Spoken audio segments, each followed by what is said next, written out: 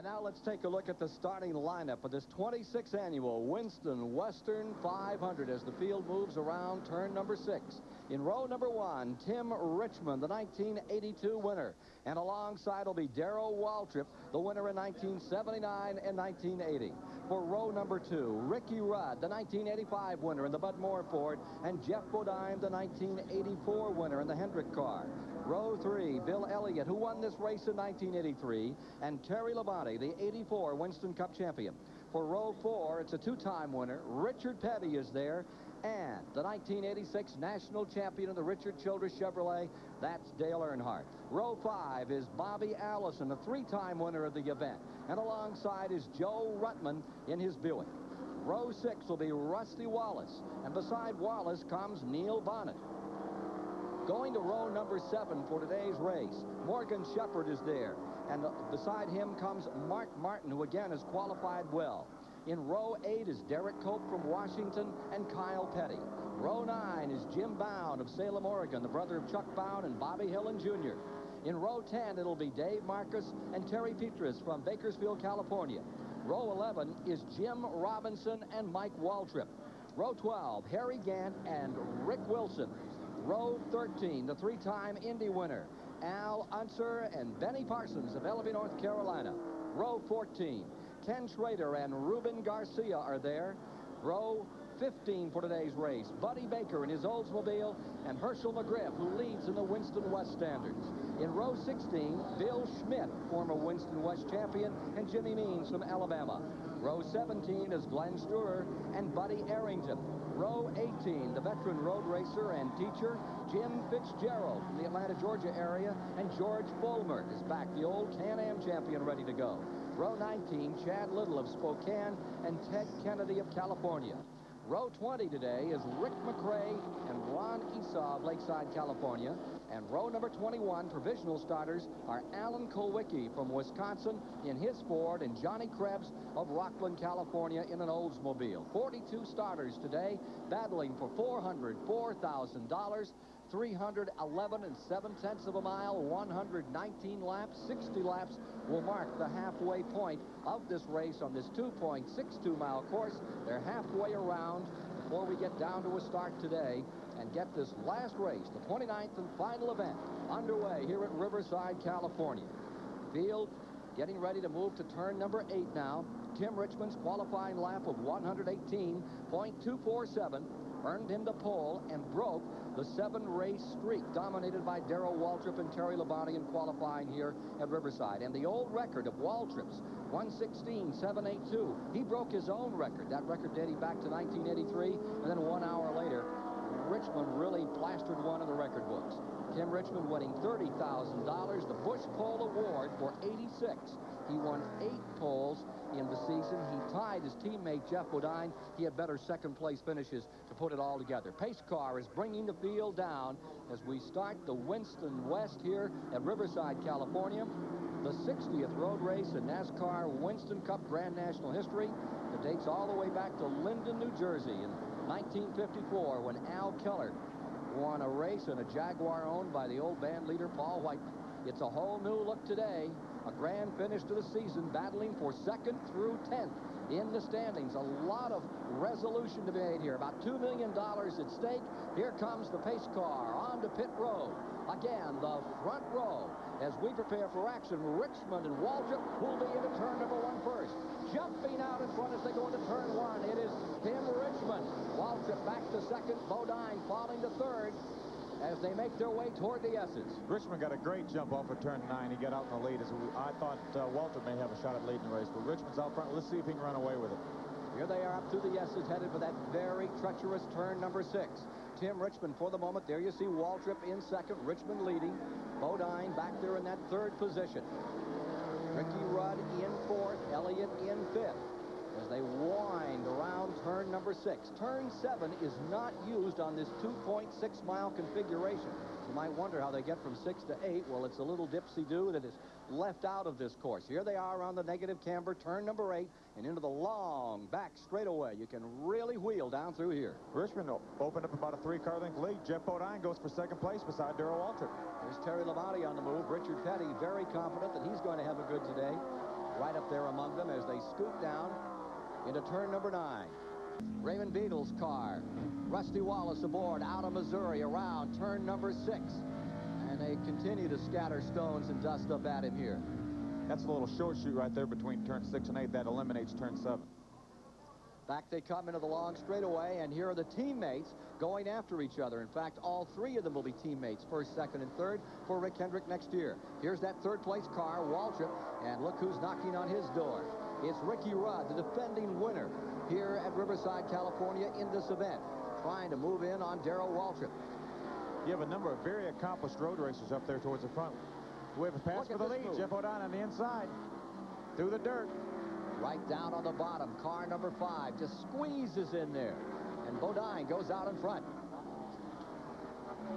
Richmond has lost the lead momentarily here, but he scored the first of a number of minor victories of the day. He has led a lap. Remember, there's a 5-point bonus for that in Winston Cup racing. He came into this event trailing Darrell Waltrip in that crucial race for second place by 21 points. He's picked up 5. The difference is now just 16 points in the race for second place, and they're all over this racetrack, Ken. Now reviewing a little further down in the standings. Petty is in 8th, Bobby Allison to 9th, Rusty Wallace is in 10th. Neil Bonnet currently is shown in 11th position. Field moves back to turn number 6. And this dust can be a real problem. They had actually hoped they might get just a tad of rain to kind of straighten things out in there. Some of those drivers use up a lot of racetrack. It's interesting to watch them through the yeses here. A guy like Waltrip hardly moves the steering wheel, and Tim Richmond uses every bit of it. Ken, it should be required for everybody coming to Riverside to watch the race to go over and watch them go through the S's. It's some sight to see. And there's so many different styles used here. A lot of guys use up a lot of racetrack and a lot of the turf as well. Petty is one of them. He uses up all the track and a little bit more. Richard Petty running in 8th. You saw him there. Here come the leaders another time. Moving down is Richmond. Let's see if he'll make a counterattack. He pulls up, starts to drive underneath, and there is no place to go as Bodine holds on. And the Hendrick cars, those Chevrolets, stay first and second. It's extremely difficult to pass somebody on the outside through turn 9. The inside is definitely the way to go. Richmond is right up on Bodine's bumper. Here they are out of turn number 9. Remember that as you come off there, you have the driver's door flush against the wall. A sensation these guys aren't used to and don't really relish. It's basically single file through the S's there. You saw Tim Richmond following Jeff O'Dine. There's really only one way through there, and that's straight. Back to the inside. Richmond seems to be able to hug a little closer to the bottom of the racetrack, and he may be willing to let Bodine go up there for a moment or two. Although on this track, I think you'd want it as clear as much as you possibly can get it. Any slight miscue, and there's one where time after time we have seen people slipping and sliding. And as they come down into the main straightaway, Bodine pulls away by 4 or 5 car lengths. The Nelson prepared car. Harry Hyde, who always built great qualifying setups for racers, not only got his car out here and just blitzed the record by 1 mile and 1/8, but he came right back, and in practice yesterday, Phil, I thought he had about a half second on the field on race setup. I do too. He was by far the quickest car in practice, but Jeff O'Dine is doing the job right now, but Tim Richmond can't stay right with him, so I think Tim may just be saving the car a little bit.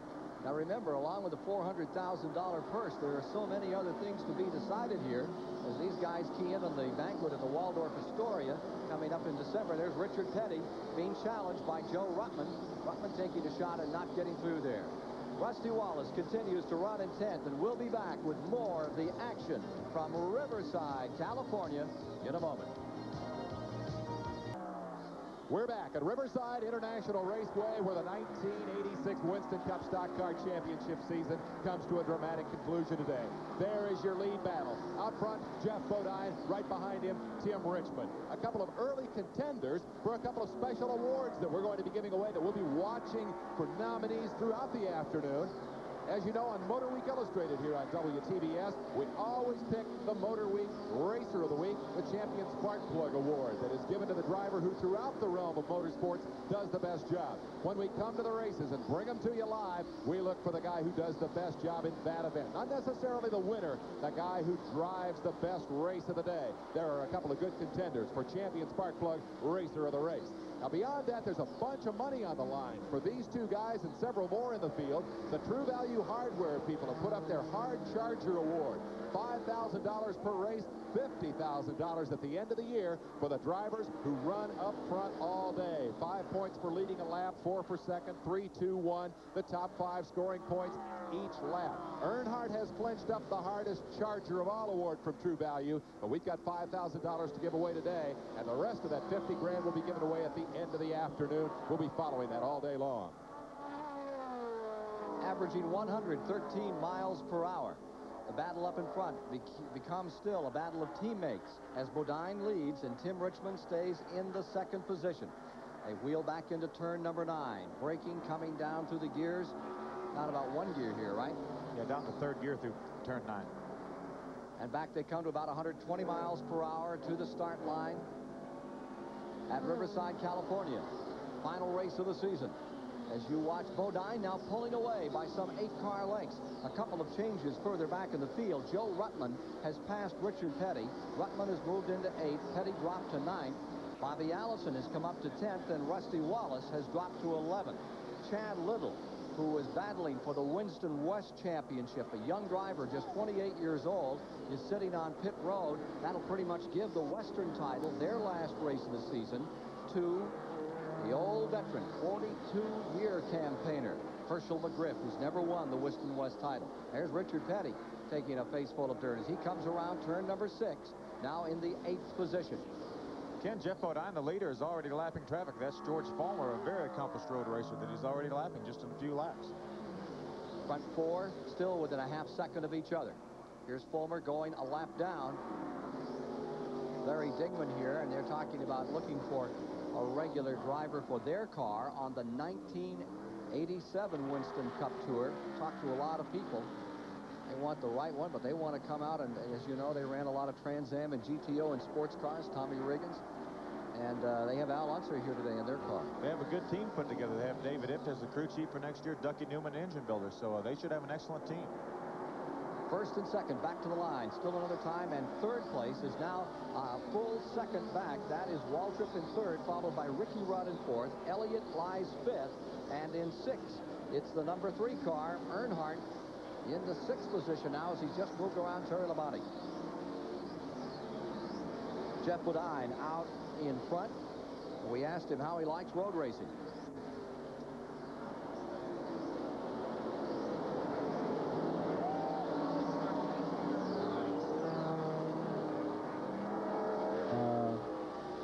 You know, road racing, it isn't any tougher than circle track racing. I don't believe the demands are any more. I think oval racing is probably harder to go around in a circle with every lap. The maximum speed you can get out of the car through the corners and down the straightaways. Here you can play with the car. It really reminds me of when I was a kid back in Chemung, racing the back roads. Just go out there and have a good time. Well, he's certainly having a good time right now. It's the best time you can have when you're sitting up in front. But there's still a long way to go. There's Richmond right there, snuggled down in second place as they come around turn number 9. Big angle corner. You shift down, you're still just about right on the floor all the way around, as Dave Despain says. You can just leave your hoof in it. That's about right. Just about everywhere you can. Through turn 9, once you get in the corner, then you just have to play with the throttle, and about midway through, then you get in the throttle wide open and come on off. Now there is number 3. That is the national champion, Dale Earnhardt, the Richard Childress car. He has pulled himself up to 6th position, and he's won the championship. It is the first time since 1978, when Cale won 2 races before the end of the year, that we've decided the title other than in the last race of the year. I think, as we watch Dale Earnhardt charge around there, Ken, we come back to that issue of motivation that we talked about at the top of the show. Earnhardt flashing by in number 3, has the series championship all locked up. So what's his drive to go out and win the race here today? I'll tell you what it is. He wants to be the winningest driver of the season. He's heard all about Darrell Waltrip winning the title 3 times and never being the guy who won the most races. Earnhardt has the championship. Here's a car off track. That is car number 50 in trouble. Al Unser, the IndyCar star, making a stock car run here. And here's Alan Kulwicki. That's the top rookie in the field. And Alan Kulwicki is off in the dirt. He's stuck. He's going to get it back underway. We got a lot of action. We'll get back to that Earnhardt story in a moment. Kulwicki looks like he's going to get back on track.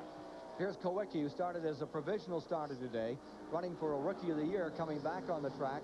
as staying in the lead is Bodine, with Richmond in second, scooting by to complete another lap. The early part of the race, Ken, was pretty clean, but all of a sudden we had 2 cars off the track. Here's Rusty Wallace closing in again on Bobby Allison in their battle for 10th position. The Alucard car on Rusty Wallace closes in another time, trying to move in on Allison. Remember, Allison won this race twice in 1 year, back in 1981 when they ran it in January and then came back to conclude the season. Say, that's a tremendous battle there. You have Neil Bonnet right on Rusty Wallace's bumper,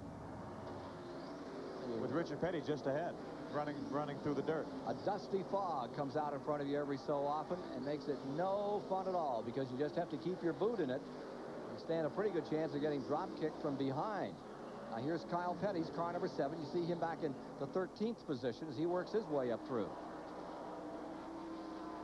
It's a lot of dust out here in turn number 6. That gives you an idea of what they're having to face as they continue their battle. And the Winston Western 500 at Riverside. We're back at Riverside International Raceway. A great view from high above the action here around this 2.6 mile race course.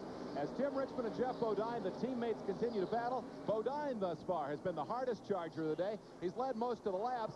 This is the true value hard charger series standings we talked about a moment ago. Earnhardt has already clinched the championship. This gap here is insurmountable. Bodine is trying to lock down second place, and he'll do that by running right where he is now up at the front of the field. Richmond is back here in 5th in the overall standings. Thank you, Dave. The Terry Labonte car has been out doing a little agricultural racing, fallen back to 14th. Mark Martin is now in 15th. Derek Cope in 16th. Bobby Hill in 17th. Dave Marcus in 18th. In the 19th position is Harry Gant in a must-win situation. Jim Bound is running in the 20th position at the present time. Benny Parsons is back in 21st, while the 22nd position is uncertain. 13 laps are now complete. 13 complete. Pretty good scramble going on out here in the... There you see Richard Petty trying to hold off Allison. They've been up there nibbling on each other a bit in the last lap or two. That's the battle. Richard Petty is in 8th. Bobby Allison is in the 9th position in the car 22, and Neil Bonnet is running in 10th. And there's Bonnet closing right up on his old teacher, the old pedagogue. There you see Petty in the 43 car. He is in 8th, followed by Allison in 9th, and the red, number 12, is Neil Bonnet in 10th position. Neil taking another stab at this one. It seems like that group's been running together the whole race, Ken. They've been right nip and tuck.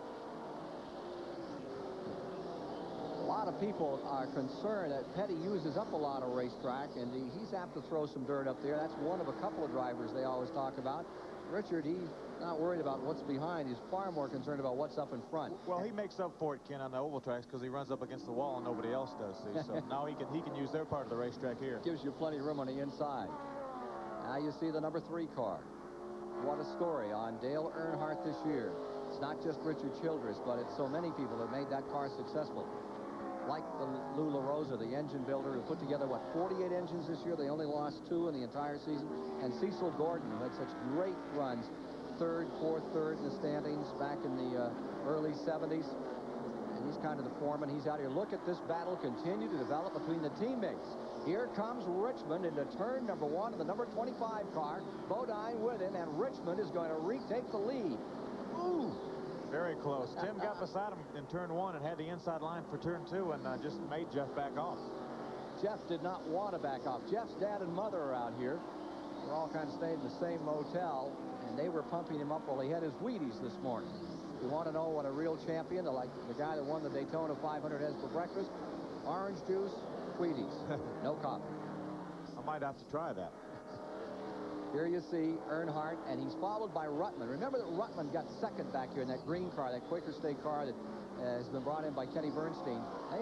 Ruttman ran to second place in '81, and he's a good road racer. I think he's a good racer all around, and I just never seems to come together for Joe. It's amazing that Joe Ruttman has never won a race, Ken. It's absolutely amazing. He's been close very many times, but just hasn't done it. Let's take another look at that pass made by Tim Richmond over teammate Jeff Bodine. Here they are going into turn 2. Tim has already got by him, and Jeff had nowhere to go. No choice but just to back off and get him behind him. Had to win. So now it is as follows. Richmond is first. Bodine is second. Waltrip is third. Ricky Rudd of Chesapeake, Virginia is in fourth. Georgia's Bill Elliott is fifth. Dale Earnhardt is in sixth. Joe Ruttman seventh. Richard Petty holds on to eighth as Neil Bonnet and Bobby Allison continue to knock on his door. It's been a pretty good one this afternoon. Sure has. Tim Richmond's doing a little horticulture work out there through the S's. Now, they all do a little gardening here at Riverside. In the old days, of course, everybody kind of joked about this. No more after the performances in the last 10 years on this track. They've proven themselves to be outstanding racers. You take a guy like Elliott and you stuff him into one of those IMSA GTO cars or Trans Am, and he just runs like Jack the Bear all day. He sure does. As does this man. Earnhardt could be, and Ruttman, I think, is a superlative road racer. It's interesting that the guy who seems to thrash the most, and they talk about having to be smooth on a road course, well, the one that is the least smooth out there seems to be Richmond. He uses every bit of the car. Now you're back another time with Rusty Wallace as he closes right in that Aluguard car in that battle for 10th position. There's Bobby Allison holding 10th. There's Richard Petty up in front. He's in 9th. I believe that's Neil Bonnet up ahead. Neil Bonnet has got by Richard Petty. And he's in 8th now. So you've got 4 of them running in a pack, and you're following around this 2.6-mile track in the $400,000 race to finish the 1986 season. Ken, let's elaborate a little bit on that whole business of racing stock cars on a road course. You think about the precision of road racing, the Formula One cars that hit the line to a fraction of an inch. These guys don't worry about that. They run all year long on super speedways, 200 miles an hour. You get out of control, you're going to hit the wall. You come to Riverside, man, it's wide open spaces. You got plenty of places to run off in the dirt. Ask Tim Richmond, who ran that incredible qualifying lap. Ask Richard Petty, who's moved 12 tons of earth around this place in 23 starts on this racetrack. Road racing drivers who do it for a living live by precision. The guys who come out here to Riverside for the season's finale use that little strip of pavement as kind of a general guideline of where they're supposed to spend the afternoon, but beyond that, it's Katie bar the door. Dramatic pictures from Rusty Wallace's car. They were lapping George Fulmer's machine as he continues to stay in here and fight with Allison and Petty, 9th, 10th, and 11th right there.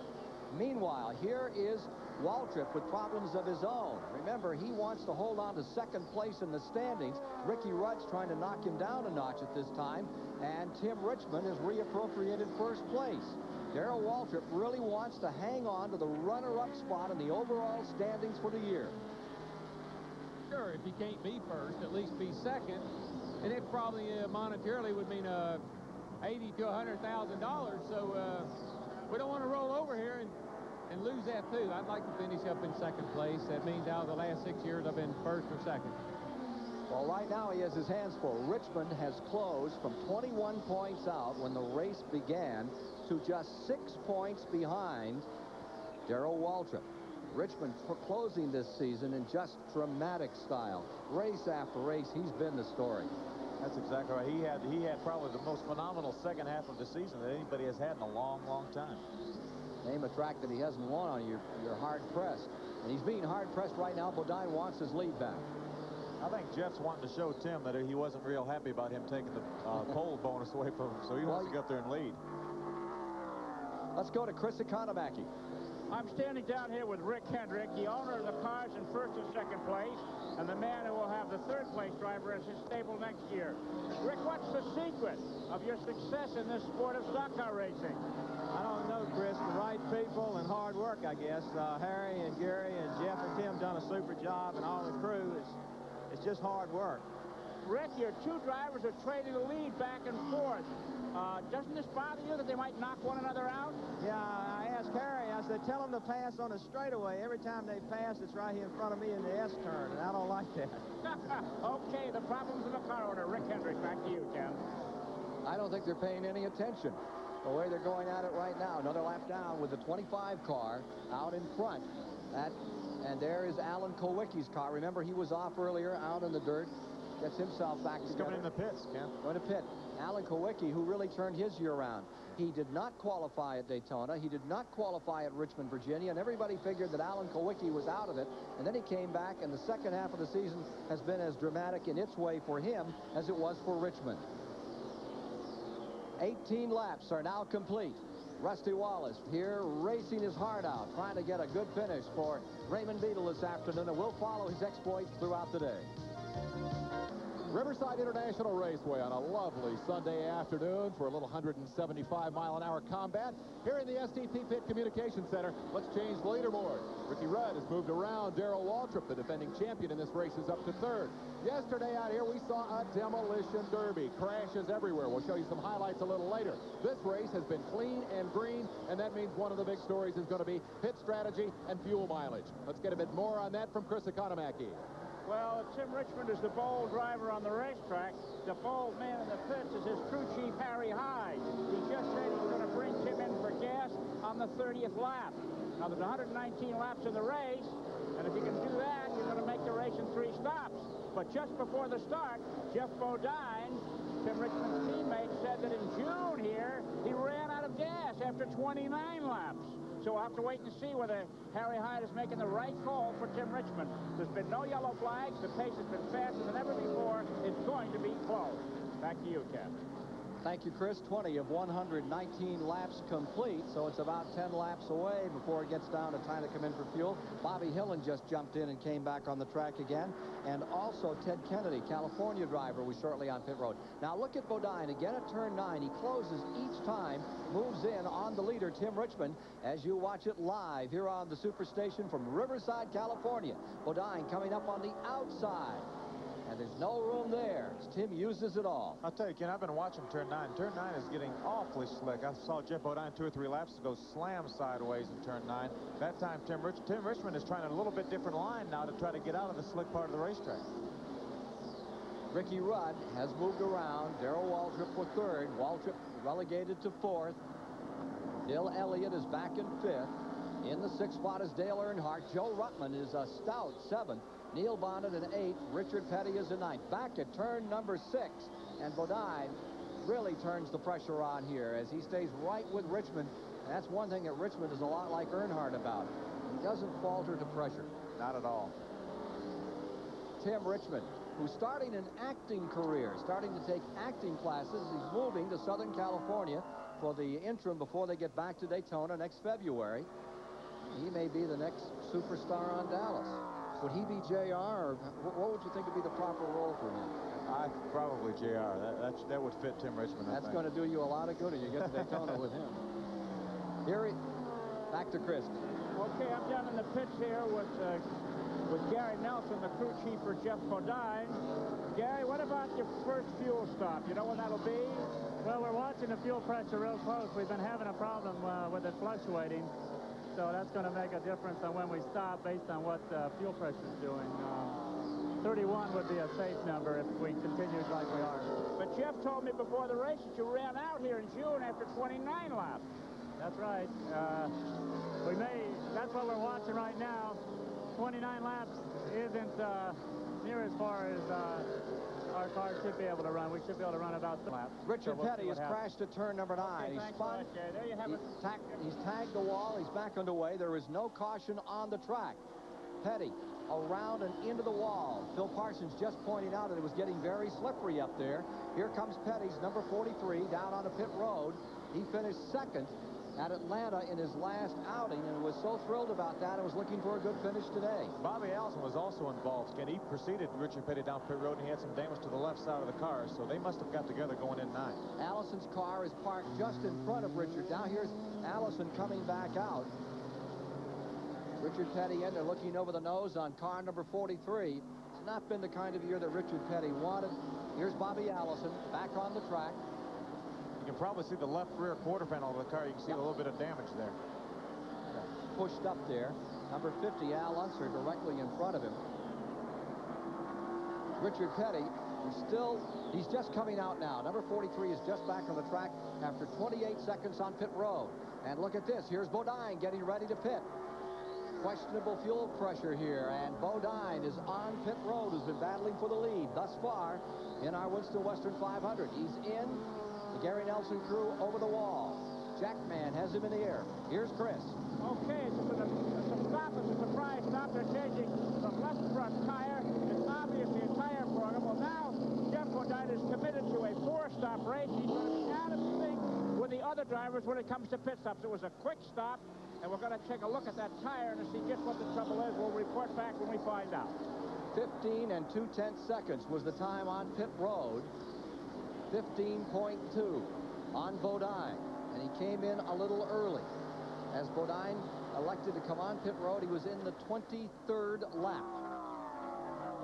Richmond, the guy who spent more time this week in the dirt than anybody else can, brings up a point that relates, I think, to his teammate Bodine. We talked about the fact that they run off the track with abandon here. There is a risk in that, and that is the fact that all that nice smooth dirt out there is in fact filled with rocks. You put a wheel off the racetrack, you run the danger of cutting down a tire. The second half of that problem is that when you're out there sliding around in the dirt, you're throwing those rocks up on the racetrack. Cut tires are a big potential problem here at Riverside. So the leader is Tim Richmond, and he gets some breathing room for the moment. Comes around for the 24th lap. Ricky Rudd is well back in second, almost a second and a half down as our live coverage continues. Then it's only about 20 car lengths to the third place man, which is Waltrip, followed by Bill Elliott in fourth position. And the fifth position now is car number 26, Joe Ruttman. Into seventh moves Dale Earnhardt. I think Earnhardt's waiting on him. Neil Bonnet is up into eighth. I think Joe Ruttman may have the best car on the racetrack right now, Ken. He's moved up steadily. He got by Earnhardt a few laps ago, and the interval between first and second, 25 and 15, is stabilized. Kenny Bernstein, of course, getting a new driver next year. Morgan Shepherd takes over as Morgan moves from Raymont to the Bernstein crew, green and white colors. And the word is that we may see that Ruttman stepping into a Cliff Stewart car next year. Wouldn't it be great to have Cliff Stewart back? One of the more colorful car owners of all time. There's Tim Richmond, Ashland, Ohio, who has had a remarkable, had he had the season in the first half that he's had in the second half, this would be the undisputable champion. He was just unbeatable over the last half of 1986. Kenny, Tim Richmond has just put Kyle Petty a lap down, so he's setting a blistering pace. Pace is over 113 miles per hour. Working on a record here. Richmond's coming in the pits. Richmond is pitting. He is coming in on lap 25. So you can throw away that plan about 31. He's taking it very carefully here. Up pit road, Tim Richmond, Harry Hyde and company. Harry Jr. ready to work on car number 25. Here's Chris. Okay, they're changing right side tires on Richmond's car. We just checked why Jeff Bodine stopped, and it was not a tire problem. It was fuel pressure. He thought the car was running out of fuel. It was a long way from being empty, but now here Richmond is being brought in. We'll have to find out about that. The whole strategy has gone up in smoke in the Rick Hendrick Cruz pit. Back to you. So they're out of sync with the rest of the field, and we should see those other leaders coming in our live coverage the next 2 or 3 laps. There's the ongoing problem of driving blind at better than 120 miles per hour at that part of the track. It's Jimmy Means, number 52. Great Alabama champion out here giving it his best shot today. At the current time, he's out of the top 15. Ricky Rudd is now your leader, and Darrell Waltrip comes into second place. Rudd picking up 5 points. Ricky Rudd currently 5th in the overall standings. Has his own problems. The Rusty Wallace back in 6th, Bobby Allison 7th. Tell you that one of the better point battles is Kyle Petty versus Bobby Hillen for 10th. We'll try to keep up to date on how those point battles come out before we leave you this afternoon here at Riverside, California. Ricky Rudd and Darrell Waltrip have run together every lap of this race, Ken. Oh, there's a spinner. It's in one of the West Coast cars, Ted Kennedy, in the Fred Stokes Chevrolet, going all the way around. No caution out, but he's in a precarious position. They may have to bring out a caution here. If he doesn't get it going, Ken, they will have to bring out a caution because he's too close to the racetrack. Anybody gets into the back end of him right now, they should slither off. We're going to have serious problems. Now Earnhardt is pitting. Dale Earnhardt, who's been working his way rather leisurely up through the field, brings car number 3 down pit road. Dale Earnhardt, 2-time Winston Cup champion, taking on right side rubber. This is a day that he really relishes. He hasn't got to worry about points. He can just go out and run. Another runner who's been doing very good work in this event is Benny Parsons, who started way back, what, 26th, 24th? 26th. None other than my big brother. Benny's first road race was right here in 1971 at Riverside. He finished 3rd.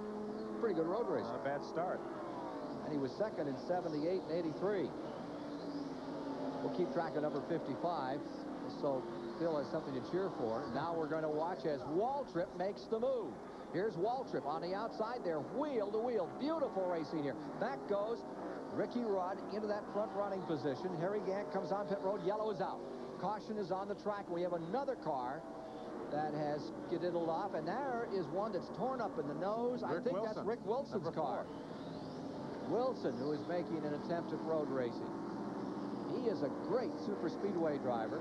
The Morgan McClure car. They'll have 8 cars on that team for 19 races in 1987. Right now, Rick Wilson's efforts in road racing are coming up a little thin. Caution is on the track. It is the first caution of the day. There's the leader on pit road, Ricky Rudd.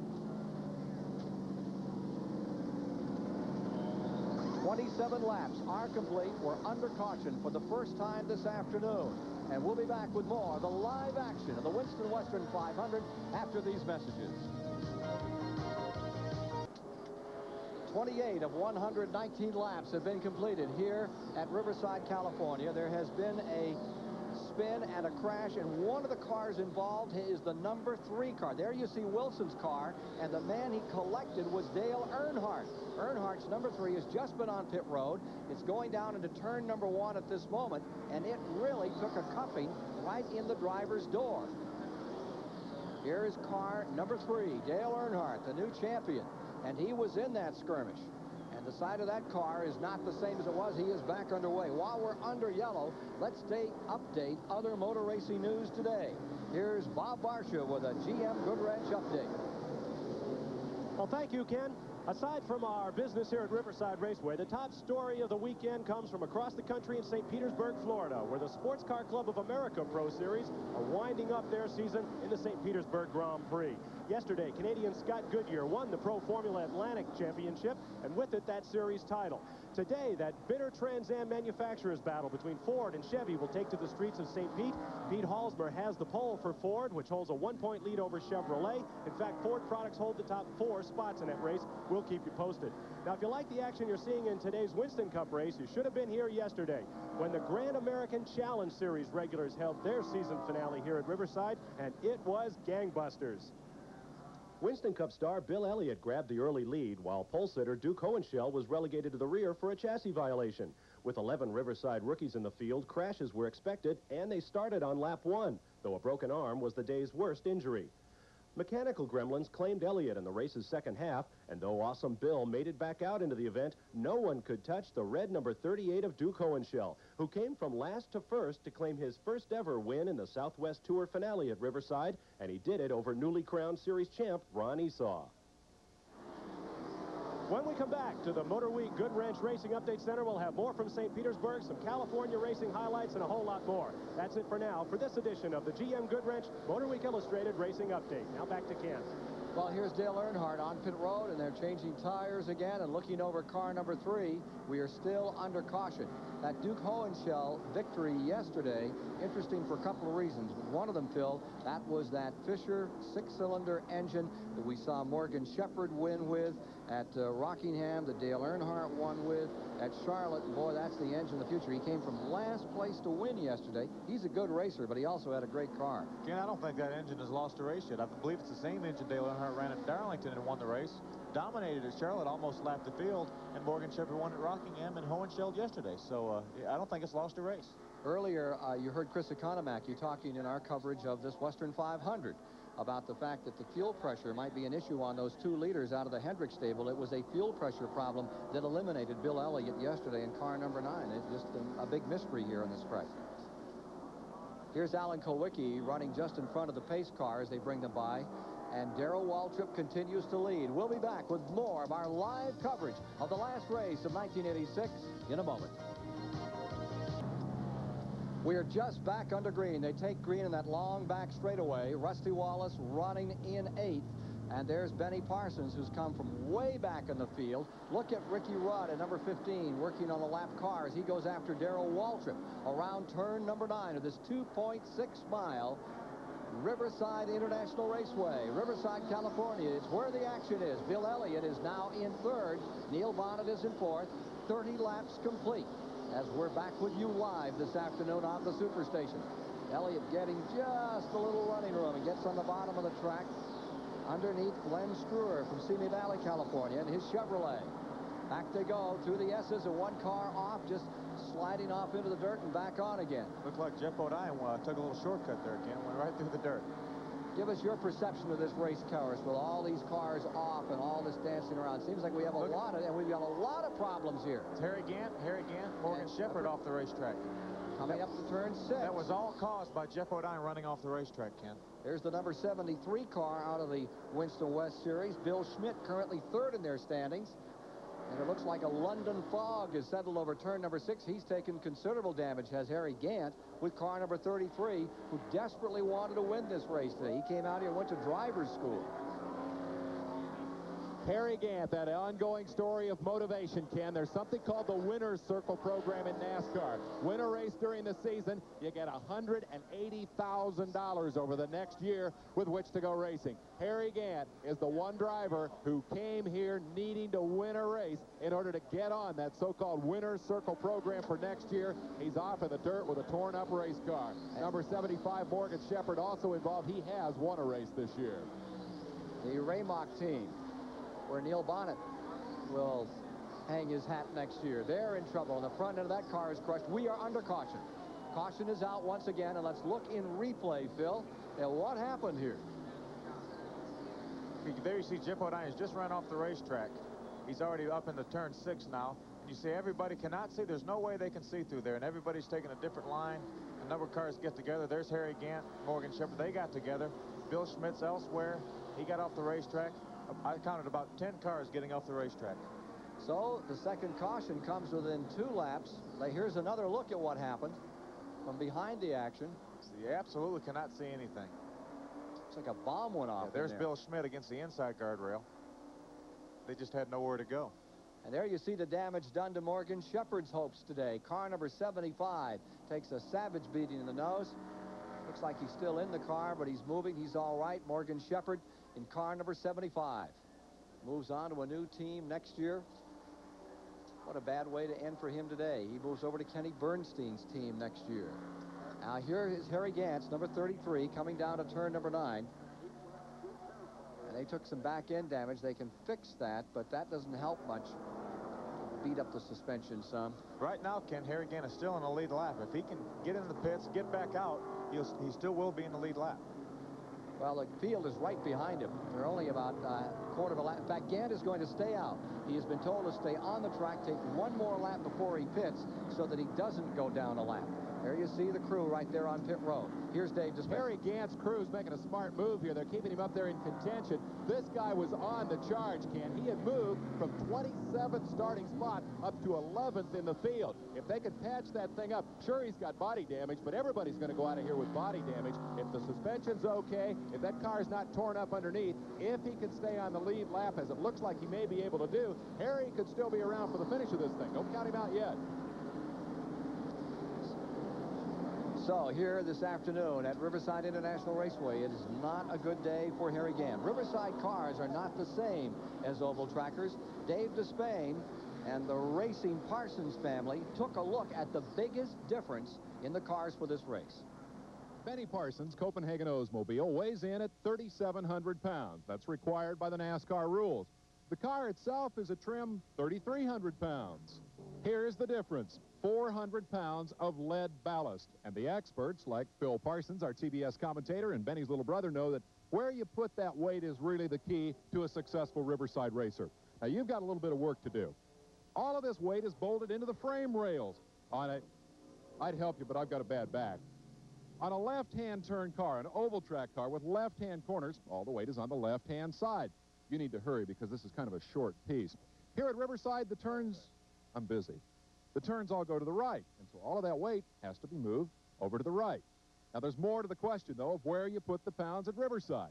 Let's go up and look at the front of the car. Up here in the engine compartment, you have the oil cooler, a couple of oil filters, and a big, heavy oil tank that have all been moved from the left side to the right side. Meanwhile, the work continues. Phil, you really do need to get the lead out here, buddy. Let me show you a couple of things inside the car. That fire extinguisher bottle and a couple of drivetrain filters and coolers weigh 60, maybe 70 pounds. Again, they've been moved from left to right.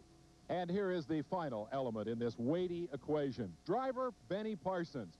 Now, on 26 oval races a year, Benny's 200 and some pounds is a big advantage, sitting right here on the left side of the race car. But, Benny, you come to Riverside, they can't move the driver. You're going to get in on the left side and undo all of this good work that your brothers do. Yeah, but at Riverside, it takes lots of stamina to finish 500 kilometers. I got lots of stamina. Phil's still got a little more work to do. Come on, big guy. Let's go to lunch. Okay.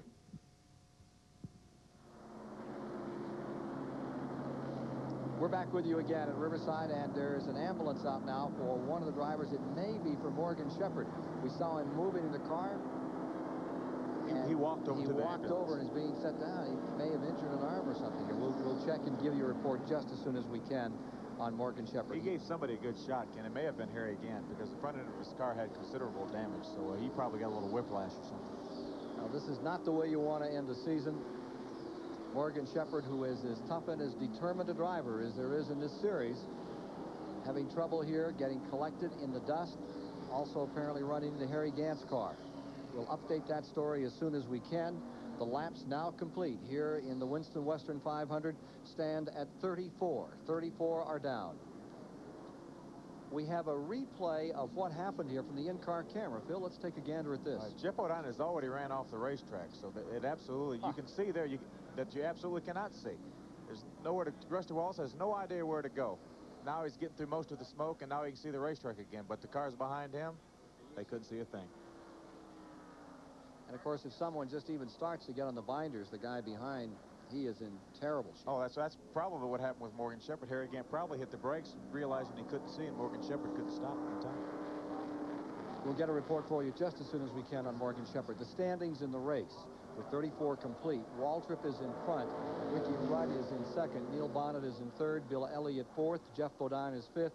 Joe Ruttman is sixth. And Benny Parsons from 26 up to seventh. Tim Richmond, led earlier, is back in eighth. Rusty Wallace is ninth. Terry Labonte is in 10th. Richard Petty is 11th. And young Bobby Hillen out of Midland, Texas is in 12th. There have been 5 lead changes among 5 drivers thus far in the race. It looked for a while like we were on our way to a record. But instead, it's turned into a calamity here as you see the Rick Wilson car being towed away after it was thrashed around. Now let's go to the Harry Gant garage.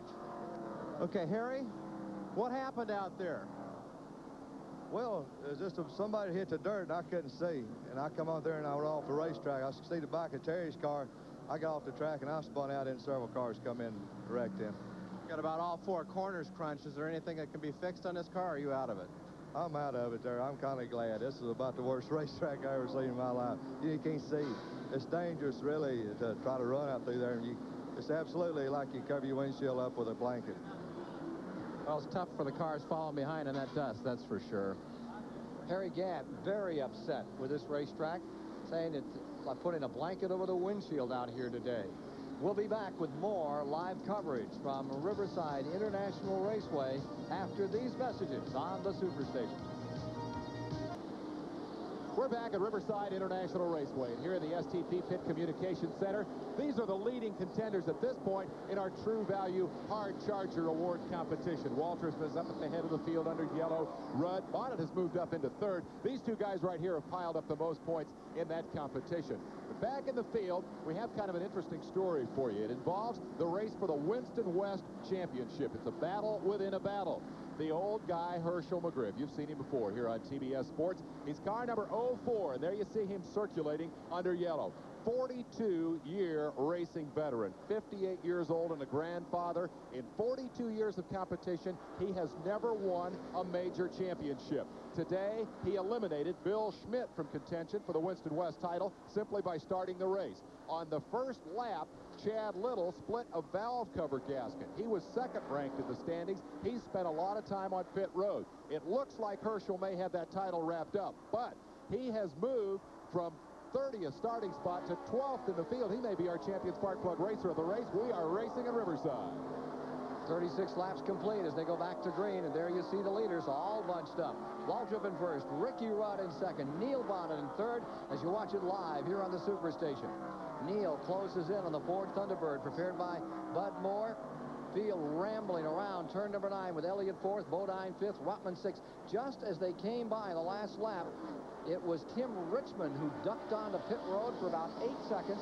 Means he's all the way in the tail end of the field. I'm not sure what was wrong, Ken. They were looking underneath the car, so he may have a rear end leaking or something like that, but he definitely has a problem. Front 4 cars come by, and the Hendrick stable is not represented up there at the present time. Bodine in 5th, Rutman in 6th, Benny Parsons in 7th, Rusty Wallace is in 8th, Richard Petty in 9th, and Bobby Hillen in 10th. Here comes Waltrip out in front. Two-time winner of this Winston Western 500 stays on the point. Richard Petty back out again, although his car has been thrashed.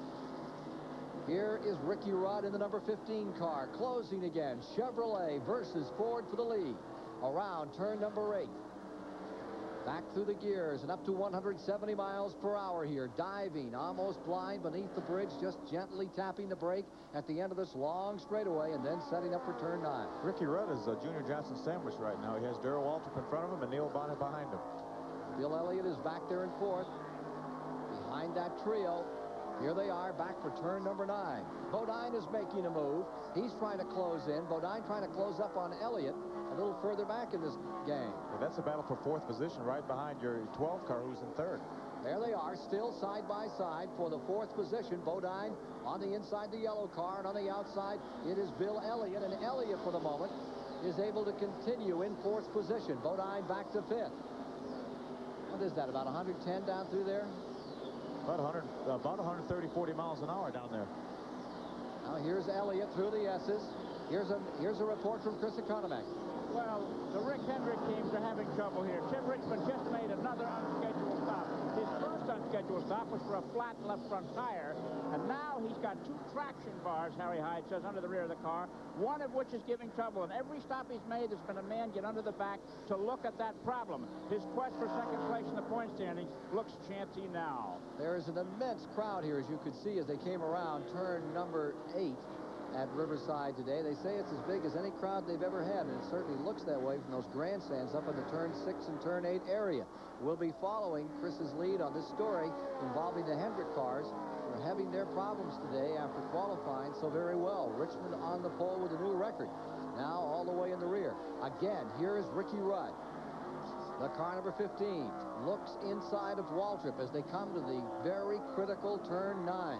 This is a turn that most drivers don't like. This is right where Rolf Stommelin was killed a couple of years ago in an IMSA prototype crash. Here they are out right against the wall. Driver's side against the wall. And that really has to get your attention, Phil. It sure does, Ken. And turn 9 is getting so slick that if you bobble a little bit, there you are right up against the wall with your head bouncing off it. Back they come through the S's. Waltrip building just a little bit of a lead. Wouldn't he love to win this for Junior Johnson? He is right up there in contention to win, of all things, the most popular driver of the year. He and Elliott have been going at it. I think there's a big late surge for Earnhardt as well. He said, my winning, there you see some of that crowd. The most popular driver award would be akin to the raising of the Titanic or finding Noah's Ark. That may be a little ballad stuffing there, Ken. Darrell Waltrip, despite some early problems, he's come to like this Riverside track. Here's what he says about it. Well, I like this racetrack. I think it's on-the-job training. I've said this before. I've hit everything you can hit out here. I've hit every wall. I've been off on every turn. I've been in every dirt bank. I even got hung up in the mud up in turn 6 one time a few years ago. Jumped the guardrail, back in the wall in 9. I've done everything you can do. I think I even wrecked in the pits a time or two. So by virtue of eliminating a lot of mistakes, I've been able to sort of improve upon my driving here, and now I feel like I get around here awfully well.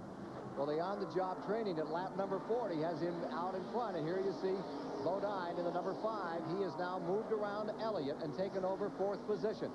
Neil Bonnet moved around Ricky Rudd to take over 2nd position. So the battles continue around the speedway, and it's a dandy fight that we're watching as Waltrip still holds on to 1st. Now here's Bodine skedaddling, getting away from Elliott, closing right in on Ricky Rudd. Ricky Rudd doesn't seem to have as much strength as he had early on. Neil Bonnet got by him. I thought Ricky had probably one of the best cars on the racetrack, but he's still in third place, so he's not too bad. Further back in the field, Marcus is 9th, Richard Petty 10th, Bobby Hill in 11th. Jim Bound has come up to 12th position. Al Unser is in 13th, and Buddy Baker is into 14th position. What a swan song, Ken, up front. You talked at the top of the show about how this is 32 off the racetrack. Another spinner out there as Ruben Garcia, one of the Winston West drivers, with a good bit of experience on this racetrack, gets a little bit of experience with the dirt here. He manages to collect things, get back underway. He may have to stop to check those tires. Garcia, of course, is one of the top short track drivers. He's a motorhome dealer out here. Oh, and he's off again. Car obviously not handling. Tires may be flat. I think we'll see Ruben on pit road. Garcia, yeah, the latest driver to get off course here at Riverside. Lead battle up front. There is Ricky Rudd battling with Jeff Bodine. Bodine seems to have come back to life here. They're out of sync on their pit stops and all the rest of that business, but now he's charging. But the story in this race is right out front. You talked about graduation day for these drivers. A lot of guys saying goodbye to old friends and moving on to new challenges. How about Darrell Waltrip and Neil Bonnet, both leaving the Junior Johnson stable this year? Their last race for the great grand old man of car owners, and there they are running 1-2. 21 cars are in the lead lap, Dave. And the battle up in front has 5 of them within a second. Now make it 6 as Ruttman is continuing to pull back into the picture here. Darrell Waltrip opened up about a 5-6 car length lead over Neil Bonnet, so Waltrip seems to be superior right now. Neil Bonnet has pulled himself into the 2nd position this afternoon, the teammate of Darrell Waltrip from the Junior Johnson stable. What kind of a race are we going to see out here this afternoon, Neil? I think you're going to see a little bit different type of racing you've ever saw at Riverside. With the points championship out of the way, now it's just strictly race. Only points a lot of the guys worried about is how many they're going to get when they go hunting. This right now, we're going to cock the gun on these things and turn them loose. It's the last race for me, the last race for Darrell, a lot of the guys, and all we got to do is bring Junior back that steering wheel. We're going to use up the rest of it. Well, look what Bodine is doing. He has now moved around Rudd, and he continues to clamber up to the field. He's ready to challenge Neil Bonnet for 2nd position. Whatever the malady, it's been cured on car number 5 for Jeff Bodine from Chemung, New York, in the Rick Hendrick Chevrolet. And he closes in on Neil Bonnet, who turned his year around when he won the 500-mile race at Rockingham, North Carolina, the last time we were with you here on the Superstation. It's live from Riverside, California. Winston Western 500. Last race of the season, moving down toward the midway point. There's that number 29 car of George Fulmer, who is back on pit road. That's been having its problems today. Fulmer coming in another time. And the biggest problem Jeff Bodine has is fuel mileage. If he can't run but 20 laps on fuel, then he's going to be in trouble if this lap goes for an extended period of time under green. Well, he looks like he's ready to challenge for the lead right here. Here's Bodine, winner of 2 races this year, including the prestigious Daytona 500, trying to come down and clamber onto that rear bumper. He's perched right there in 2nd place as they dart out from beneath the bridge. And there you see those front 6, now 7 cars, as Benny Parsons has joined the throng up in front. Around turn 9 they go. Waltrip getting a little breathing room as he tries to pull away. I think if Jeff Bodine can get by Neil Bonnet, that breathing room is going to be extinguished. Here they are coming up to the outside wall and definitely on the move. Bodine is looking for some running room. There's Benny Parsons, who is in the 7th position. Ruttman is in 6th, Elliott 5th, Rudd 4th.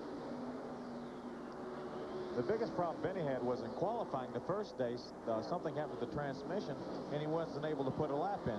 He came back and ran the quickest time yesterday in 2nd round qualifying, which was about 14th overall. So Benny's got a good car. He's been running well, so I'd like to see him stay up in there in that hunt. Neil Bonnet in 2nd.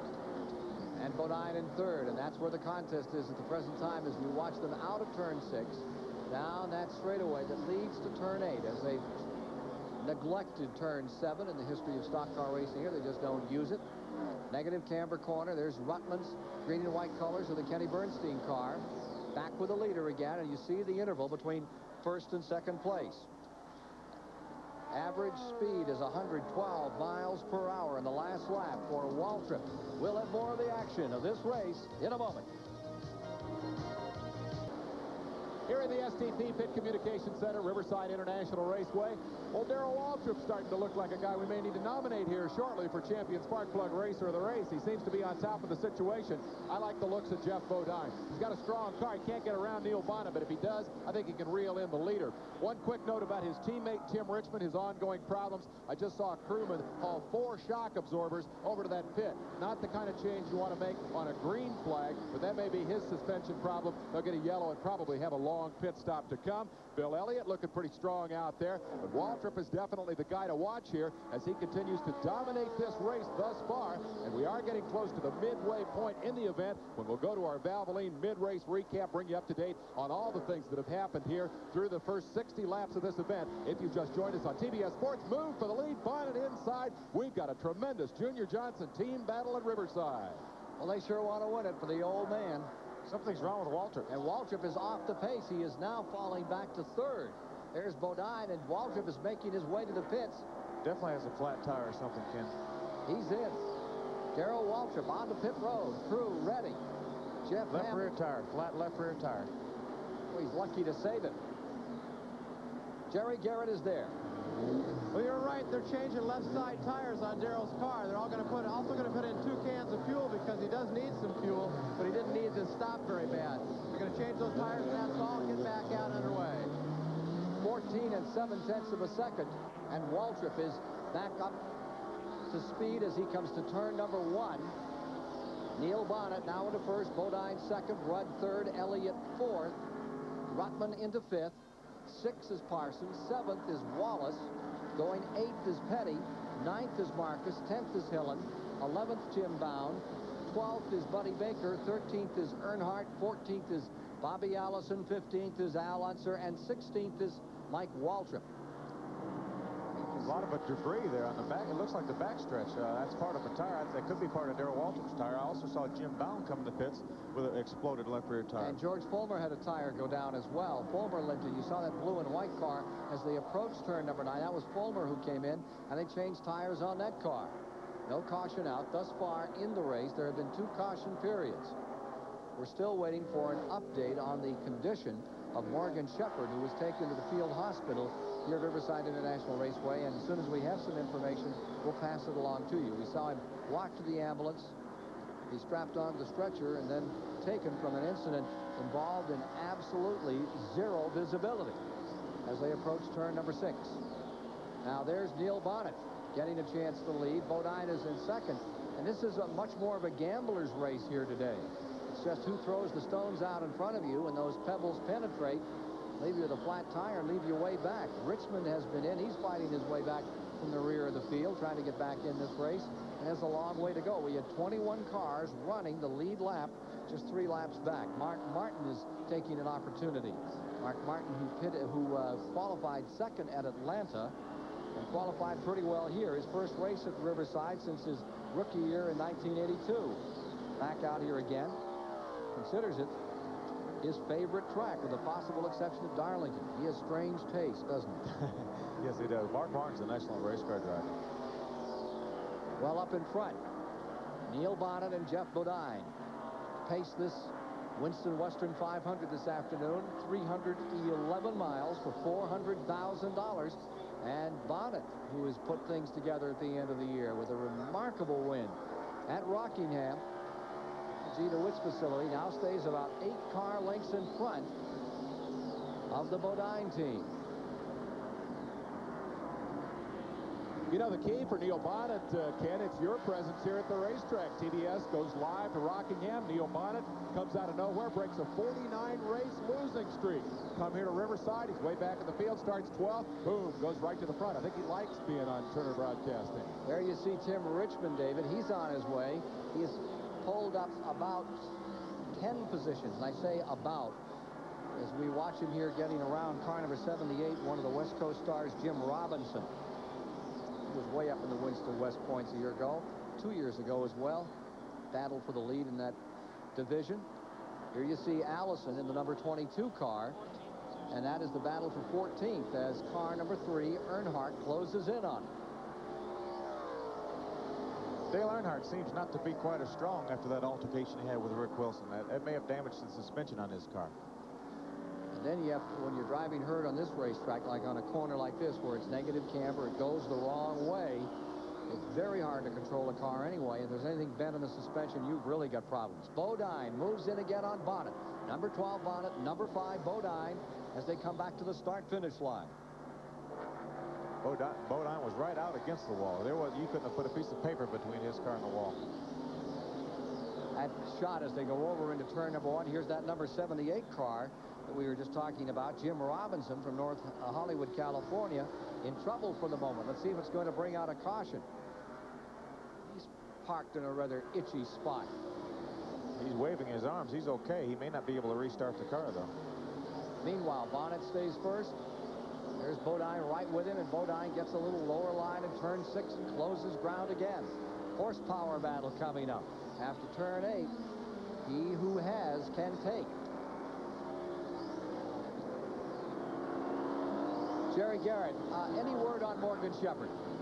Well, Ken, they've taken him downtown for some x-rays at one of the local hospitals here. He's complaining of neck pain. He didn't seem to be in too bad a pain. We hope he's okay, but that's the report. Thank you very much. That's the story on Morgan Shepherd. We saw being carted out of here.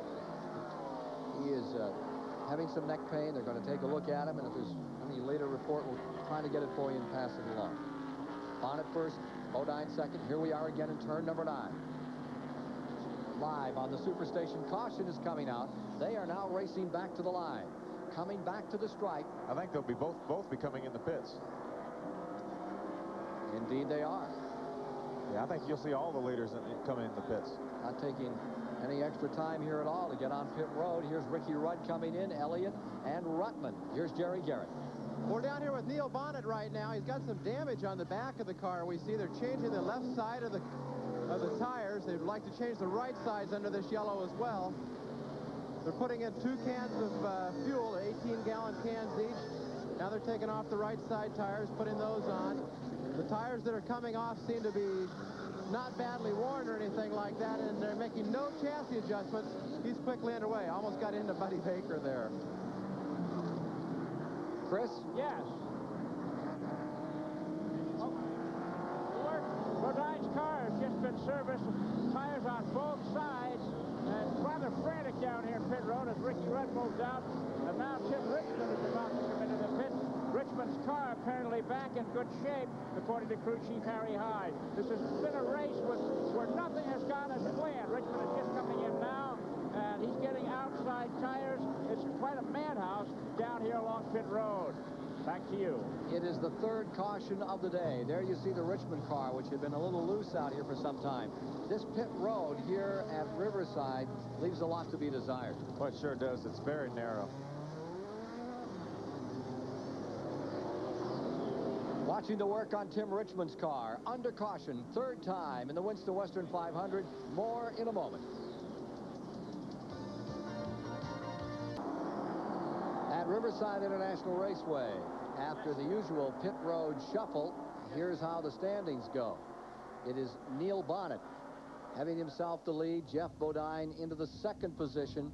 Rudd in 3rd, Elliott 4th, Ruttman 5th, Parsons 6th, Rusty Wallace is 7th, Richard Petty is in 8th. There you are with Rusty Wallace in the Aluguard car. He finished 4th out here in June with 51 laps complete. He's looking very good. After much speculation, the site of Riverside's replacement has been chosen, and Bob Barsha took a look. These hundreds of acres of Southern California grassland may not look like much to you, but to the people of Paris, California, that's pretty important property behind me. Just about 10 miles south of Riverside International Raceway, these hundreds of acres of grassland in about 20 months and $15 million will house the newest superspeedway and road course complex in the United States. Present plans call for a 1 3/4 mile speedway, plus commercial and industrial property and public recreation facilities. But city officials in Paris see even greater benefits to the town's 10,000 people. The identity that we have been searching for will be brought to Paris through the raceway, and the resulting impact for the city from an economic standpoint will be that which will be so beneficial that we could not otherwise replace it with any other endeavor. Though the project is not without dissenters, Mayor Carmen Cox thinks everyone will come around. My belief is that most of the people of Paris are in favor of. There's some people in the surrounding communities, they're afraid of the noise impact and the traffic impact. But I think those things will be solved. And once they learn more about what is this plan for the city of Paris, I think they will agree that we're doing the best. So stock car racing goes to Paris. We'll have to build the Eiffel Tower for the control room, I would presume. They should be going back to racing right here coming off turn 8, Ken. 51 laps are now complete. Third caution period of the day is over. Here's the field lining up. Bonnet, Bodine, Elliott, Ricky Rudd going for the green as it comes out down that back straightaway where they start them here, not at the start-finish line. And on the break, Bonnet speeds out in front. Bodine coming right after him. And the rest of the field hurdles down beneath the bridge. Ricky Rudd, Bill Elliott side by side. Ran out of racetrack. Rudd ducked in behind. There's Daryl Ruttman's car making a very good run here today, picking up another position as they come around to complete this lap. Under green, Bonnet first, Bodine second, Elliott third, Ricky Rudd fourth, fifth, Ruttman, sixth, Parsons, seventh, Rusty Wallace. Back to the S's, and there goes the dust again. That heavy fog rises over those S turns, making it a very dangerous situation for these drivers as our live coverage of the Winston Western 500 continues here on the Superstation. That caution flag was a tremendous break from Darrell Waltrip. He made an unscheduled pit stop for a flat tire. Now he's right back up in the hunt. Here they are back to turn number 8. Bonnet looking to pull it off another time at the end of the year. He's been the guy they've been talking about. He went a long time before pulling off that victory at Rockingham. Now he looks like he's ready to do it another time here this season. Tim Richmond on the 1986 season has the most wins at 6 with Earnhardt 5. And now you're back with Rusty Wallace another time. Here he is in that straightaway, leading down to turn number 9, that short kink. Here they are, just lifting. Actually, you try to go through here almost flat out, don't you? You back off the throttle here. There, he just grabbed third gear for turn 9. Into the bottom, the Alugard car, Rusty Wallace. Back they come around turn number 9. One of their big supporters and fans, Dan Pastorini, who was over here at the track yesterday and spent much time with him. I wouldn't be surprised if he's in the pits today. Up over turn number 1. Wallace trying to get a little bit more out of that car to close up on Parsons. Wallace is a good all-around racer. Whoops. Where do we go here? It's a blind second or two. I think you're on asphalt and you're back in dirt track racing. Here he is closing up for turn number 6. Just barely in front of Rusty Wallace is the Benny Parsons car. Your brother's looking pretty strong out there this afternoon, Phil. He is. He's run a smooth race. He's got not a mark on the car. He's steadily moved up from his 26th starting position, and hopefully he can be in contention for the win. Back up in front. Here we are with the leaders. The end of the straightaway another time. Let's see if anybody has the power to contain Neil Bonnet. The man who has the opportunity right now is Bodine. Jeff Bodine in car number 5 as they come to full speed. And Bodine is willing to stay right there in the slipstream as they come down to turn number 9.